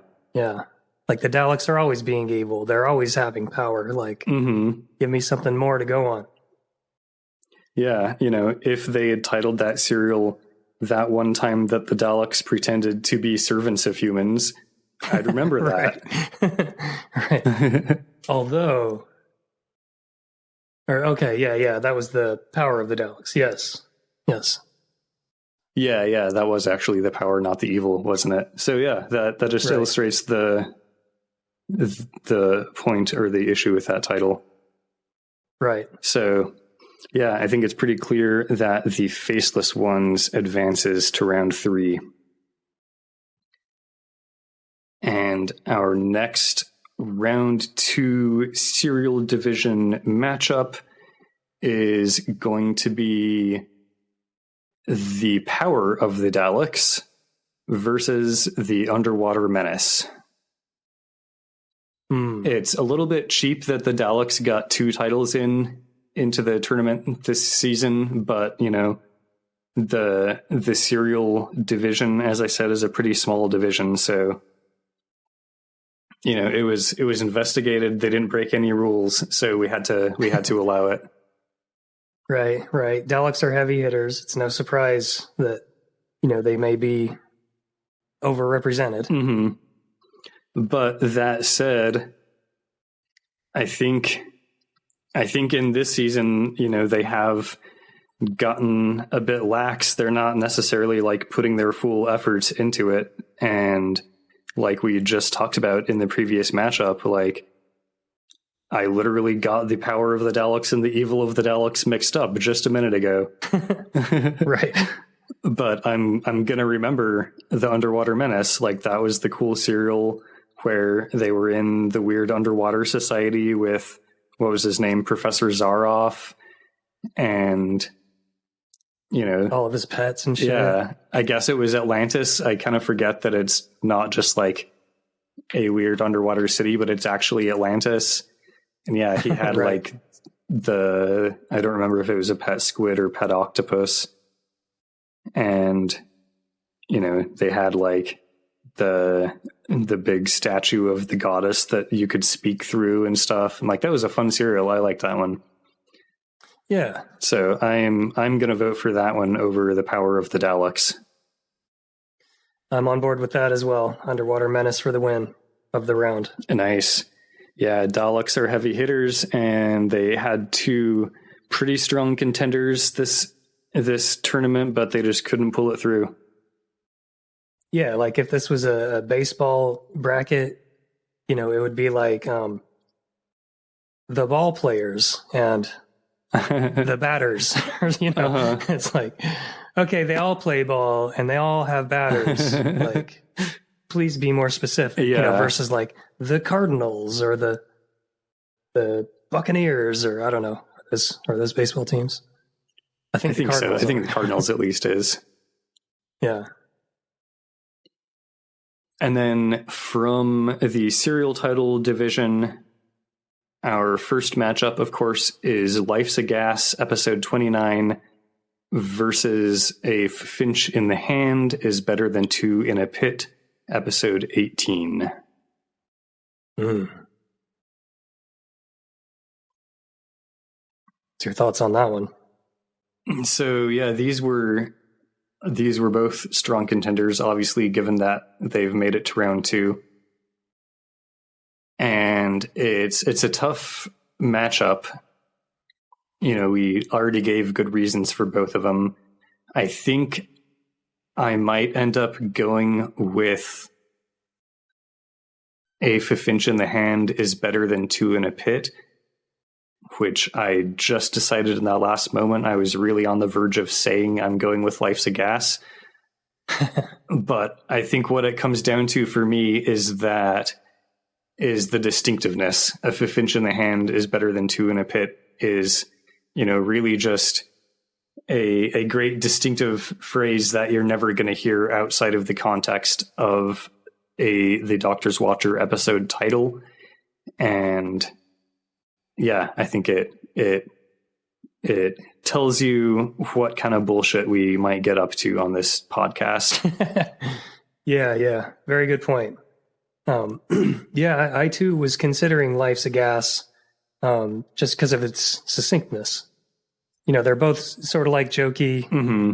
Life's a Gas is very succinct, but I agree with Ffinch because it has many more layers of funniness and is more distinctive to the podcast. Yeah, nice. So it will advance to round 3. It's funny that you say that because when I thought I was going to say Life's a Gas, it was also basically because of the succinctness. It's just a much easier title to say. Right. A Ffinch in the hand is a mouthful of sand. Maybe that's the title of this wrap-up episode. It should be. And our final matchup from round 2 is between episode 1, Blimey, what's all this then? Versus speedrunning the evil mad scientist character. Oh, man.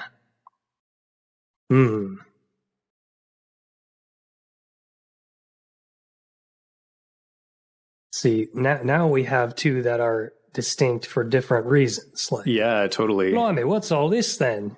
Such a characteristic phrase, and then, oh crap, my mind just went blank on the other one. Speedrunning the evil mad scientist character. Yeah. That one's, again, similar to Ffinch, very distinctive to the tone of the show. Right, yeah. Yeah, it's like, do we want to go with like Doctor Who distinctiveness or Doctor's Watcher distinctiveness? I think I'm coming down on a Doctor's Watcher distinctiveness. We're going to have a tone battle. Ffinch versus speedrunning. Mm-hmm. That's a battle for the ages. Yeah, I think I agree with you on that. I think that's kind of where I'm leaning as well. And so we will advance speedrunning the evil mad scientist character into round 3, which is our semifinals round.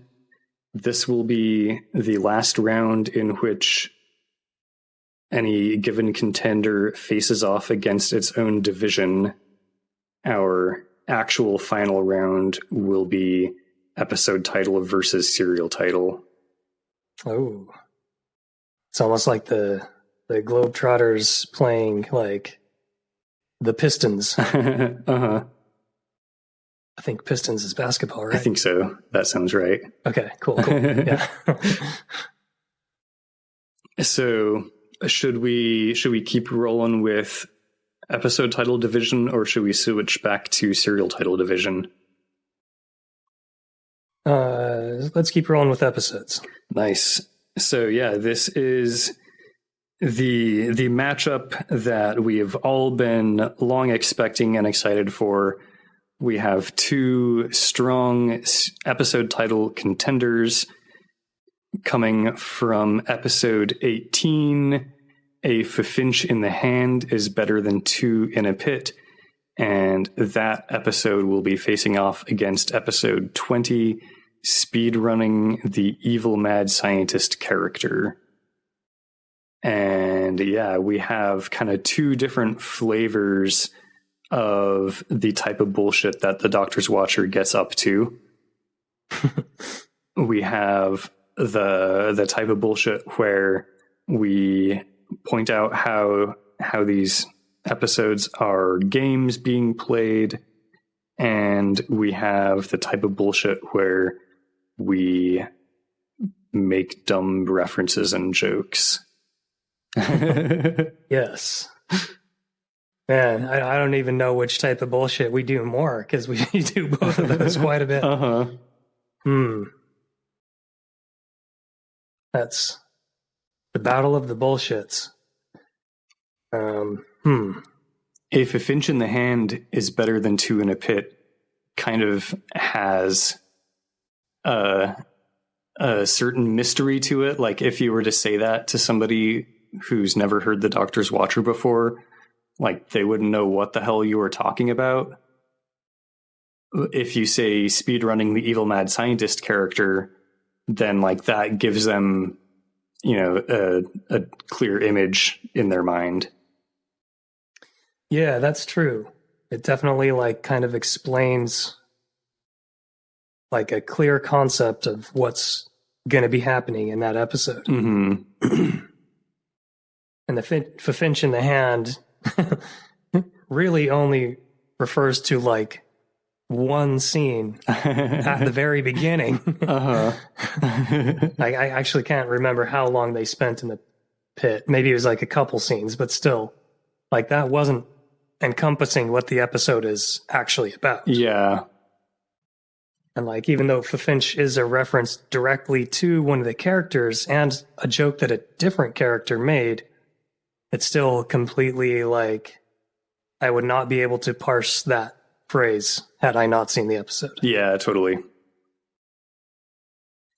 So yeah, talking it out, I think I might end up going with speedrunning Evil Mad Scientist character because it feels like it's doing a better job of telling the listeners what's going to happen in that episode.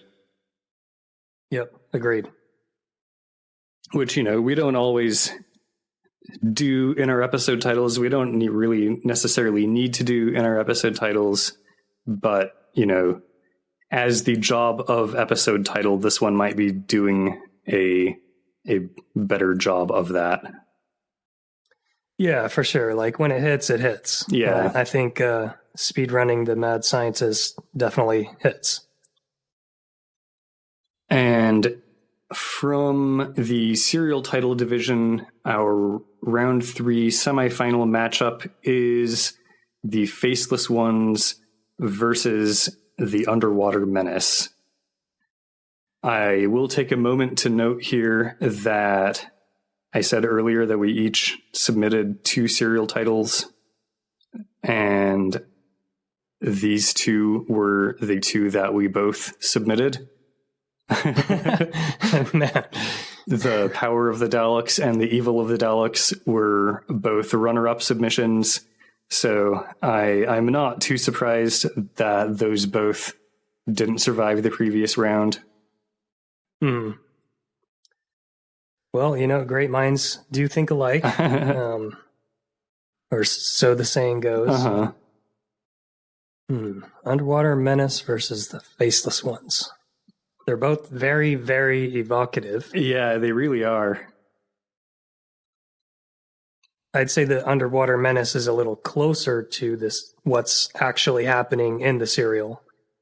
Yeah, it seems more directly accurate. Like the Faceless Ones actually had faces, whether they were reptilian or human. Right. And similar to that, the Underwater Menace is more directly saying, like, there is a bad thing which is underneath the water. Whereas the Faceless Ones, you know, facelessness in and of itself is not necessarily a bad thing. Right. It sort of infers, like, things without faces, that might be bad. Yeah. Yeah, the fact that they're using it as the title kind of implies that it might be bad, but yeah, there could easily be faceless creatures that are actually cool and good. Yeah, exactly. So yeah, I might go with the Underwater Menace for those reasons. Like, it's not, leveling implications or connotations about anything. It's just telling you straight up, like, this serial is about a bad guy who's underwater.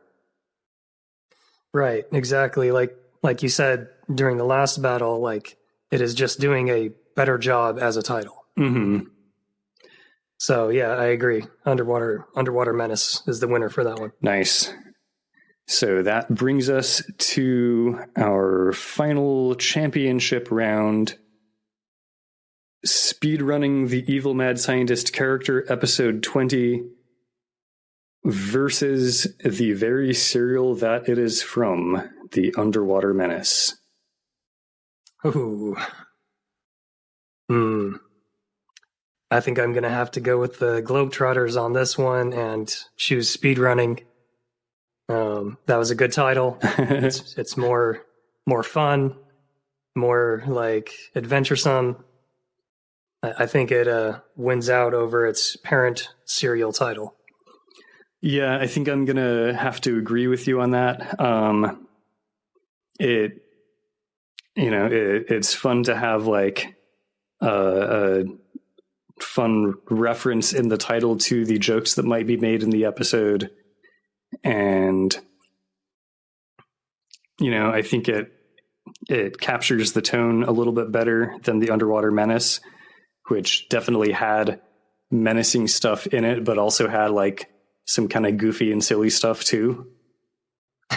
Yeah, true. So yeah, I think with that, we can officially declare a champion and say that the best title of season 4 is Speedrunning the Evil Mad Scientist character. Yay, go Speedrunning. And also, this means that we have scientifically deduced that we are better title makers than the people who wrote Doctor Who. Yeah, that's true. So, that's pretty cool. Not only do we create a lot more titles than they do, but they're now objectively shown to be better titles. Right. I'm sorry, but the science has spoken. So. Well, cool. I have one more segment for this episode. We are, of course, getting a bit long on the recording session, but as mentioned at the top, this is our most self-indulgent episode of the season. It's a bonus content episode, so you're not even required to listen to it, and it's fine for it to be long. Right. And this is, speaking of the length, this is a surprise, listeners, even to Kyle. But after this segment, I do have not a listener question, but a host question that I would like to quickly field. Nice. After this segment. So, of course, this segment is tier totaling, and that's the segment where we rank each serial on which tier it belongs in. Yes, we can be tier totalers, unlike the Second Doctor. So, yeah, just going in order. Our co-host emeritus, Benny, previously shared his rankings for the first couple of serials.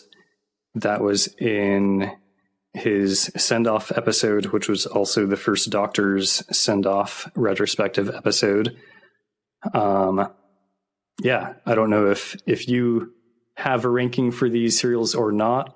We didn't talk about it beforehand, but I will go ahead and give my ranking for The Smugglers. I thought it had lots of fun, kind of spooky sailor dialogue. It had lots of fun, like sword fighty and ship, like sailing ship type violence that was pretty entertaining. It had some hidden cursed treasure. That's always good. But I did kind of feel like it, in spite of all that, there was nothing in particular that really stood out as being like really great or special. It could have been a lot more piratical than it was. And it definitely did have some helping of basically racism, as probably was accurate, but that we don't necessarily need to celebrate and call out anymore in modern shows. So I think all of that together, I ended up putting this on the B tier. Okay, that's fair, I think. Yeah, their casual 60s racism definitely loses it some points. Yeah.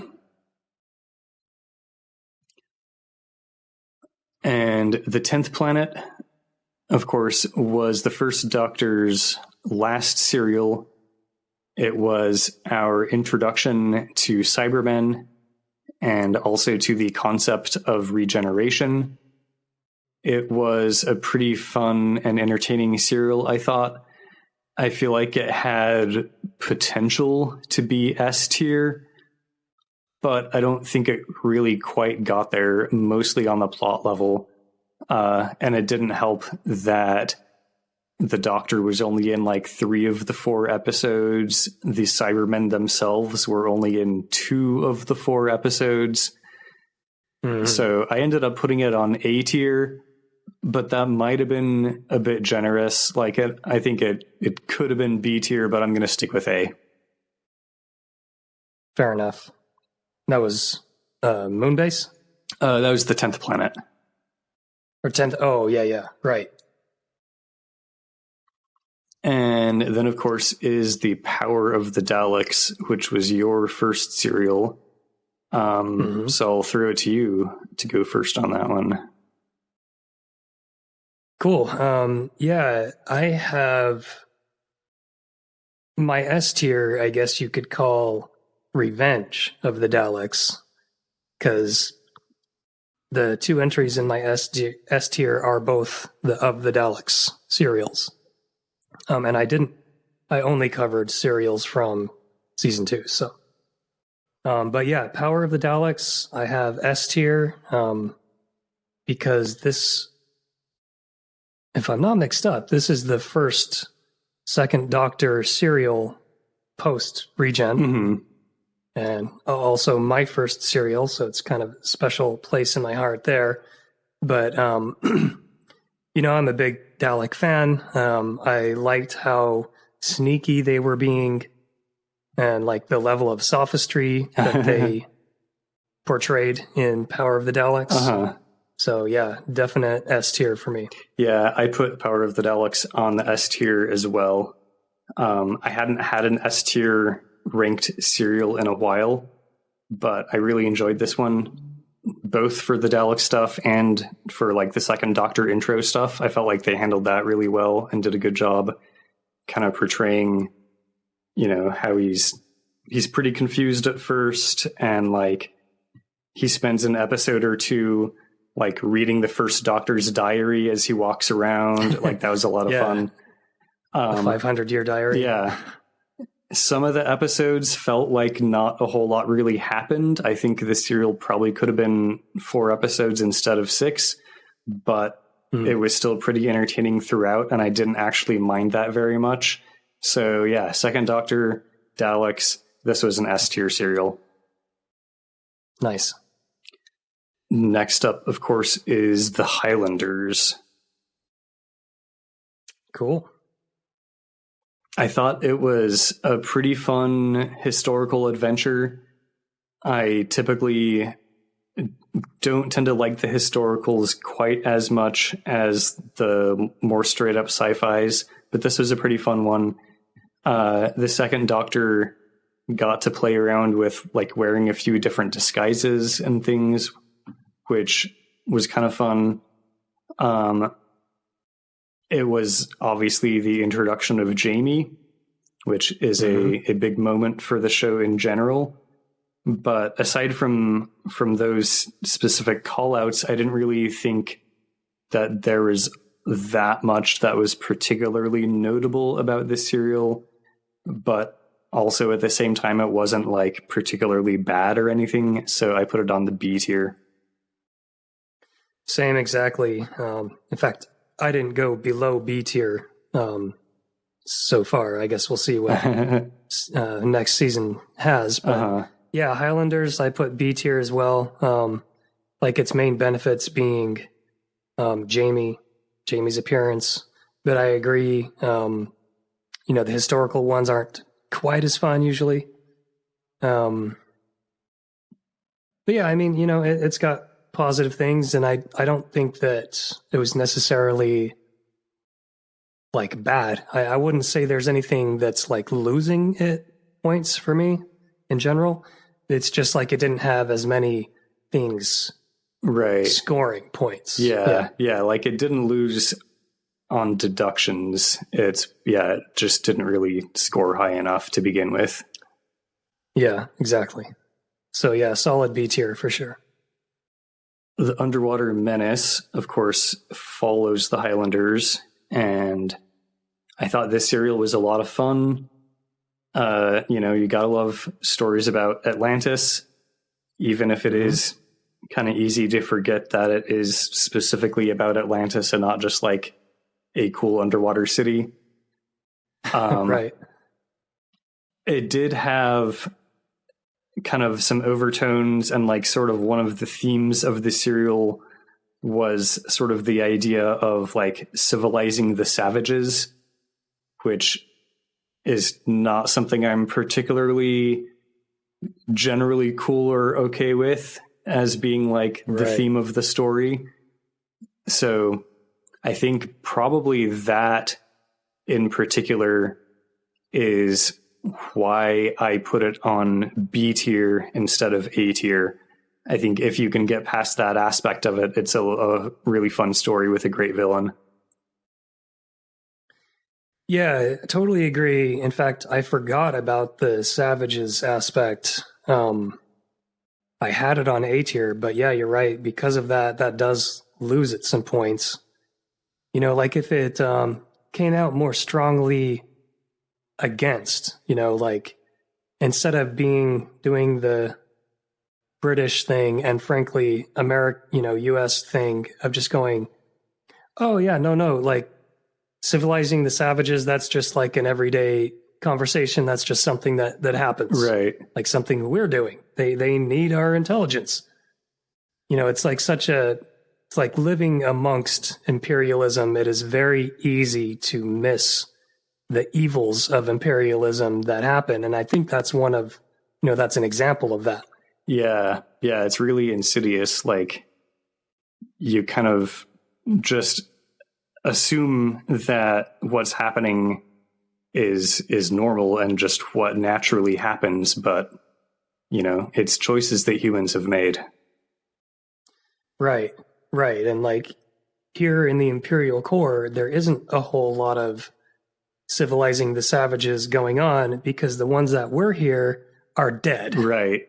Yeah, we went with the genociding the savages route. Yeah, right. So yeah, B tier. I had it on A, but yeah, that gets knocked down to B. And then after The Underwater Menace, we watched The Moon Base, which was our second Cyberman serial, and in my opinion, featured a better cyber design than the 10th Planet had. I thought the Cybermen looked cooler. It was a fun story. I thought that there was nothing like really extremely notable in terms of it being good or bad, but I put the 10th Planet on the A tier, and I thought that this was probably about equally good and also had the better cyber design, so I'm also putting it on A tier. Nice. Yep, I have Moonbase as A tier as well. Like you said, the Cybermen were cooler. I am a big fan also of Cybermen. I liked the kind of slightly inaccurate space shenanigans that they got up to with like the air pressure and that kind of stuff. It did have a few like goofy things, like the marching Cybermen, when you see them marching on the scanner and then like kind of never comes to fruition or whatever. And then some pretty cool tech like the gravity weapons. Yeah, I liked the gravity thing. Gravitron, I don't remember what they called it, but the gravity beam. I thought it was fun that like the resolution of the whole thing was to just point the gravity beam at the army of Cybermen and they'll just like float away from the surface of the moon. yeah, like that's actually a terrifying weapon. Like holy shit. Like that could do some horrible things. So yeah, A tier. That was good stuff. And then we had the Macro Terror, which of course was a fun dystopian colony, and it had like the great weird music and shit.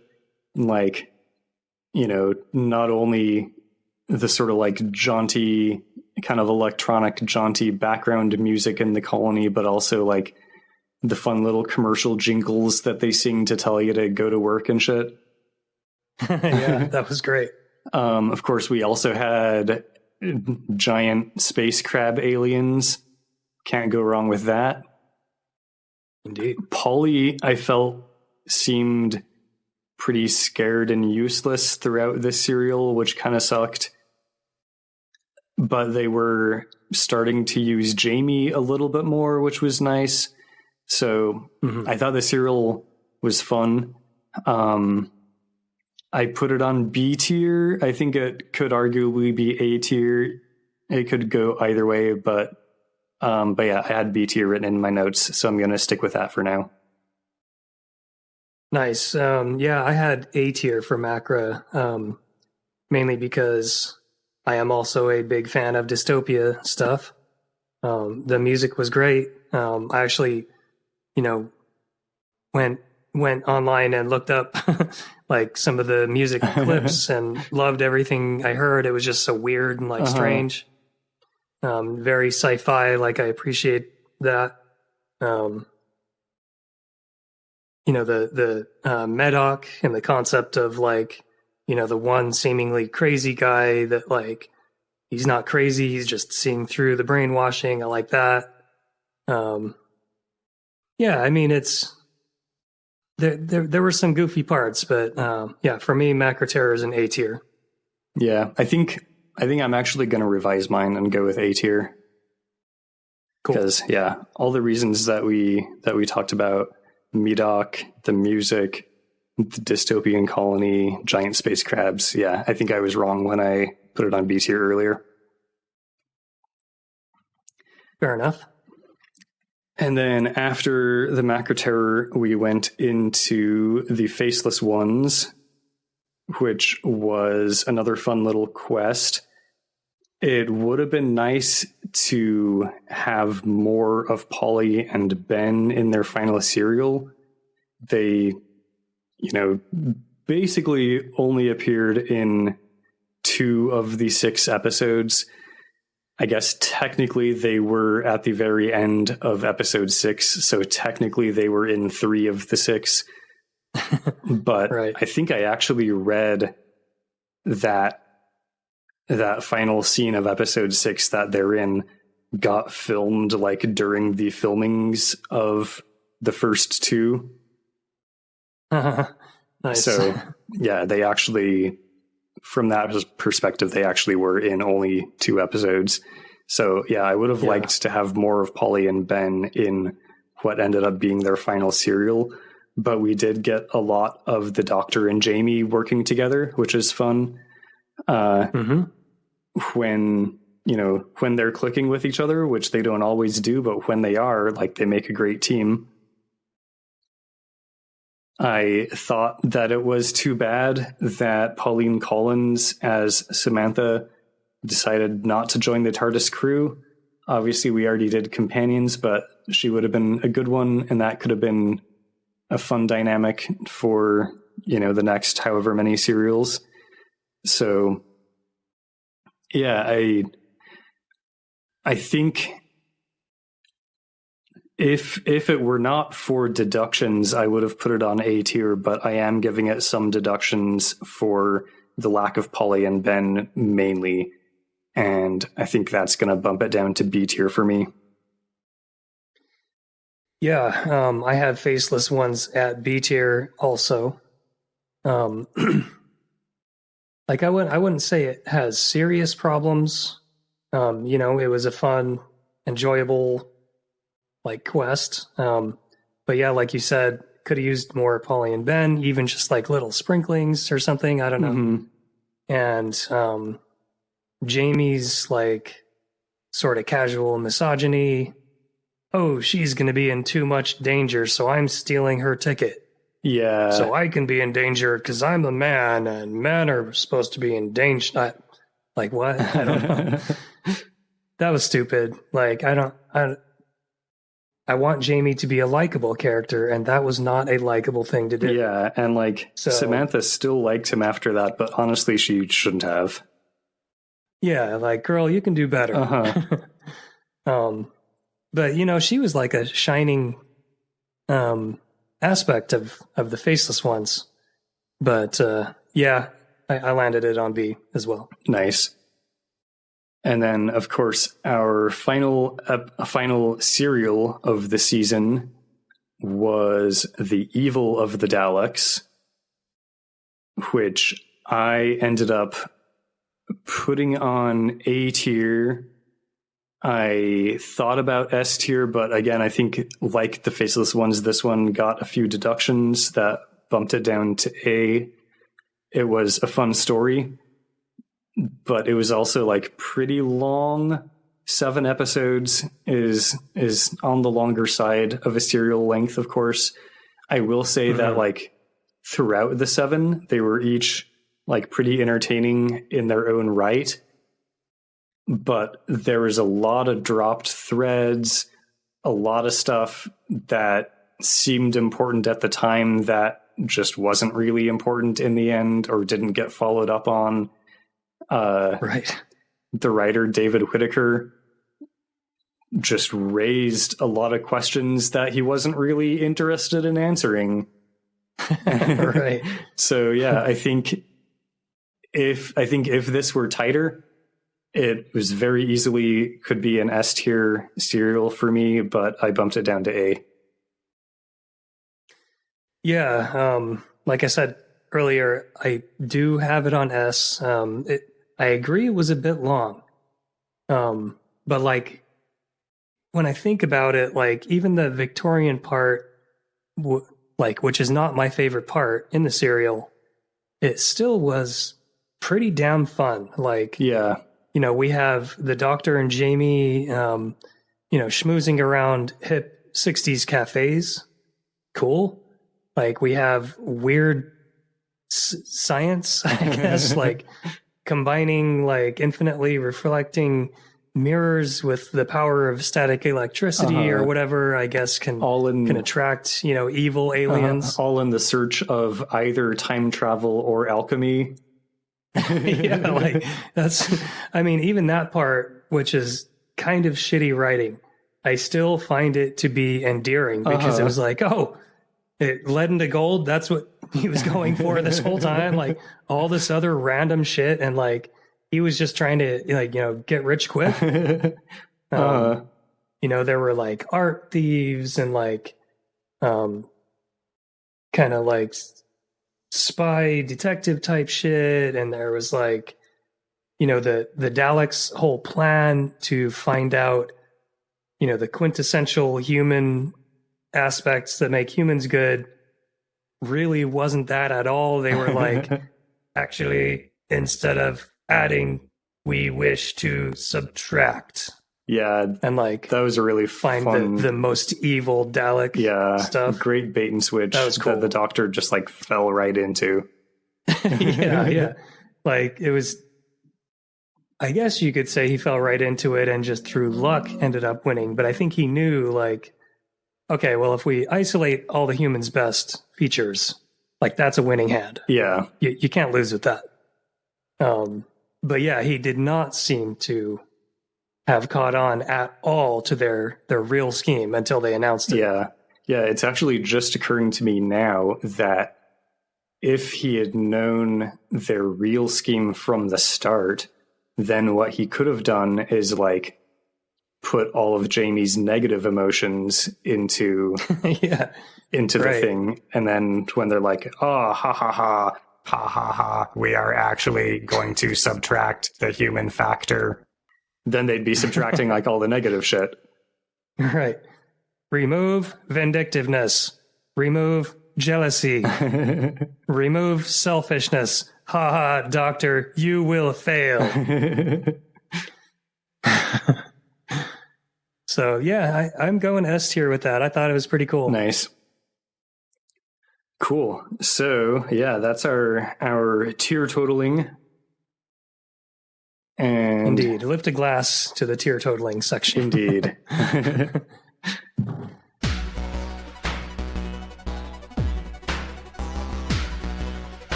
And cool, yeah. Before we wrap it all up and go into the outro, let's do your surprise segment. Yeah, so we got a question from one of the Doctor's Watcher hosts, and that's me. And the question occurred to me when I was thinking, like, God, how bad it would fucking suck. Like, if we accidentally deleted, like, recorded and then deleted an episode, or like something went wrong and it got corrupted or something. So my question is, did you or Benny ever like accidentally delete an episode and have to re-record it, or like just mess it up so badly that it wasn't recoverable or something like that? Because I'm scared of that happening. Yeah, that's a good question. And that is something I'm also kind of scared of happening, but I will knock on my wooden desk because me too. As of now, it has never happened. Nice. Yeah. Well, watch. It'll be this episode. Just kidding. I'm knocking on wood again because. Yeah, Benny and I definitely had a few technical difficulties here and there. I think there was at least one episode that was recorded in like basically two separate recording sessions. We recorded like half of it, but we're just having like too much internet bullshit, like connectivity problems or whatever. And we just had to call it and be like, all right, we're going to just come back and record the other half of this later. That's not too bad, I suppose. Yeah, there have also been times where like my laptop is being weird with my microphone, and you know, it'll be time to record and I'll be sending either you or Benny a message on Discord saying like, hey, my mic's not connecting to my laptop. Give me like 5 or 10 minutes to like reboot and poke at GarageBand and Discord settings and like figure out what the fuck the problem is, even though it was totally fine last time and nothing has changed. Right, of course. Yeah, I couldn't get my Discord and Audacity to use the same mic source. Oh, weird. Yeah, like I don't know, it just didn't work. So like I'm using, a nice Shure microphone for my actual recordings, but for our Discord, it's just my webcam mic. Nice. Yeah, Benny and I actually used to use a service that I'm forgetting the name of, but there was like a Discord bot that you could invite to your server and then like add it into your voice chat or video chat channel, and it would record everything and like, upload it to a server online and keep it for like a few weeks or whatever.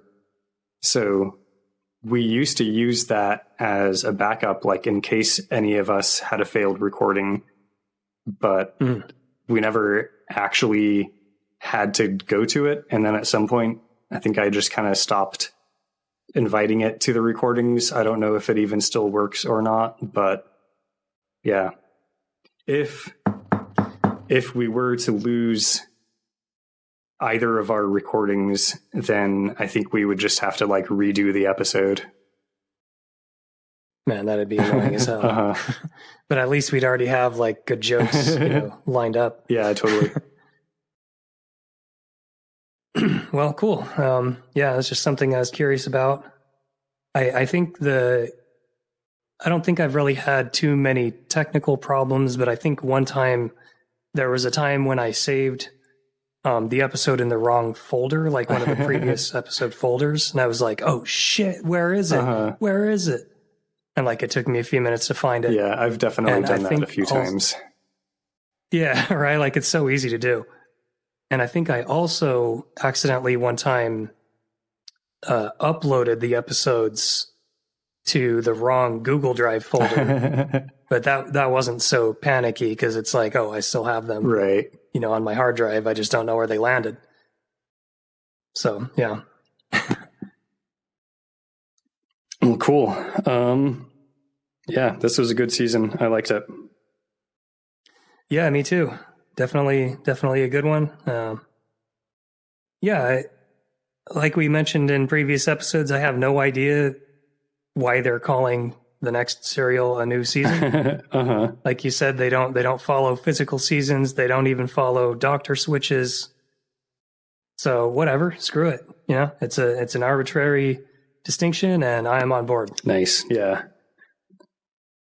I think if you're gonna do something like that, it might as well be arbitrary. Yeah, exactly. Well, and with that, if there are still any listeners listening to this episode, I would encourage them to leave us ratings and reviews, tell your friends, all of that stuff. And if you want to hear about season 5 of Doctor Who, you can tune back in 1 week. Indeed. And that will be very exciting for you, listeners. You've probably, if you made it this far through this episode, you've probably noticed that you are far more intelligent than you were before. And I mean, as I stated, you already have to be pretty damn smart to listen to this. So, you're welcome. Enjoy it. Try not to use it for evil too much. Maybe a little evil as a treat every now and again, but, not all the time. Yeah. Yeah, not all the time, not too much. Moderation in everything. Right. But, being intelligent, you also would know that being too evil too often, that's also a very good way to get caught. So you probably already knew that. And yeah, everyone remember to update your character sheet because, as Ryan hinted at, every season of Doctor's Watcher that you successfully listen to does grant an additional 2 points of intelligence. Indeed, which is a +1, another, add another 1 to your intelligence rolls. So that's pretty huge. It's like a 5% better chance of rolling successfully. Well, cool. I think with that, I will thank you, Ryan, for listening to me talk about a whole season of Doctor Who. I guess you listened even on the episodes before you joined, you were still listening. Indeed. So you still can be thanked for listening to the whole season. Yes. Well, thank you, Kyle, for describing all of the seasons so far of the Doctor Who that you have described. Indeed. I found it very enjoyable. Cool. Well, I think we should let our listeners get back to the rest of their queue of podcasts. Right. The crappier part of their lives that doesn't involve Doctor's Watcher. Yeah, you will unfortunately have to wait a whole other week before you can hear fresh Doctor's Watcher, I should say. You can always go back and listen to the backlog. Yeah, I mean, you could go back and like cut out all your favorite parts of each episode and like string them together in a little compilation. That'd be pretty fun, actually. That'd be cool. Yeah. If you do that, Yeah. send it to us. Yes, please do. I think it's a bit too self-indulgent for us to do it ourselves, and also I'm way too lazy. Yeah, I agree on both counts. Cool. Well, I guess on that note, yeah, it's been a good season, Kyle. I can't wait to get the next one started. Yeah, me too. All right. Well, then I guess I will talk to you in 1 week. Sounds good. Bye. Bye.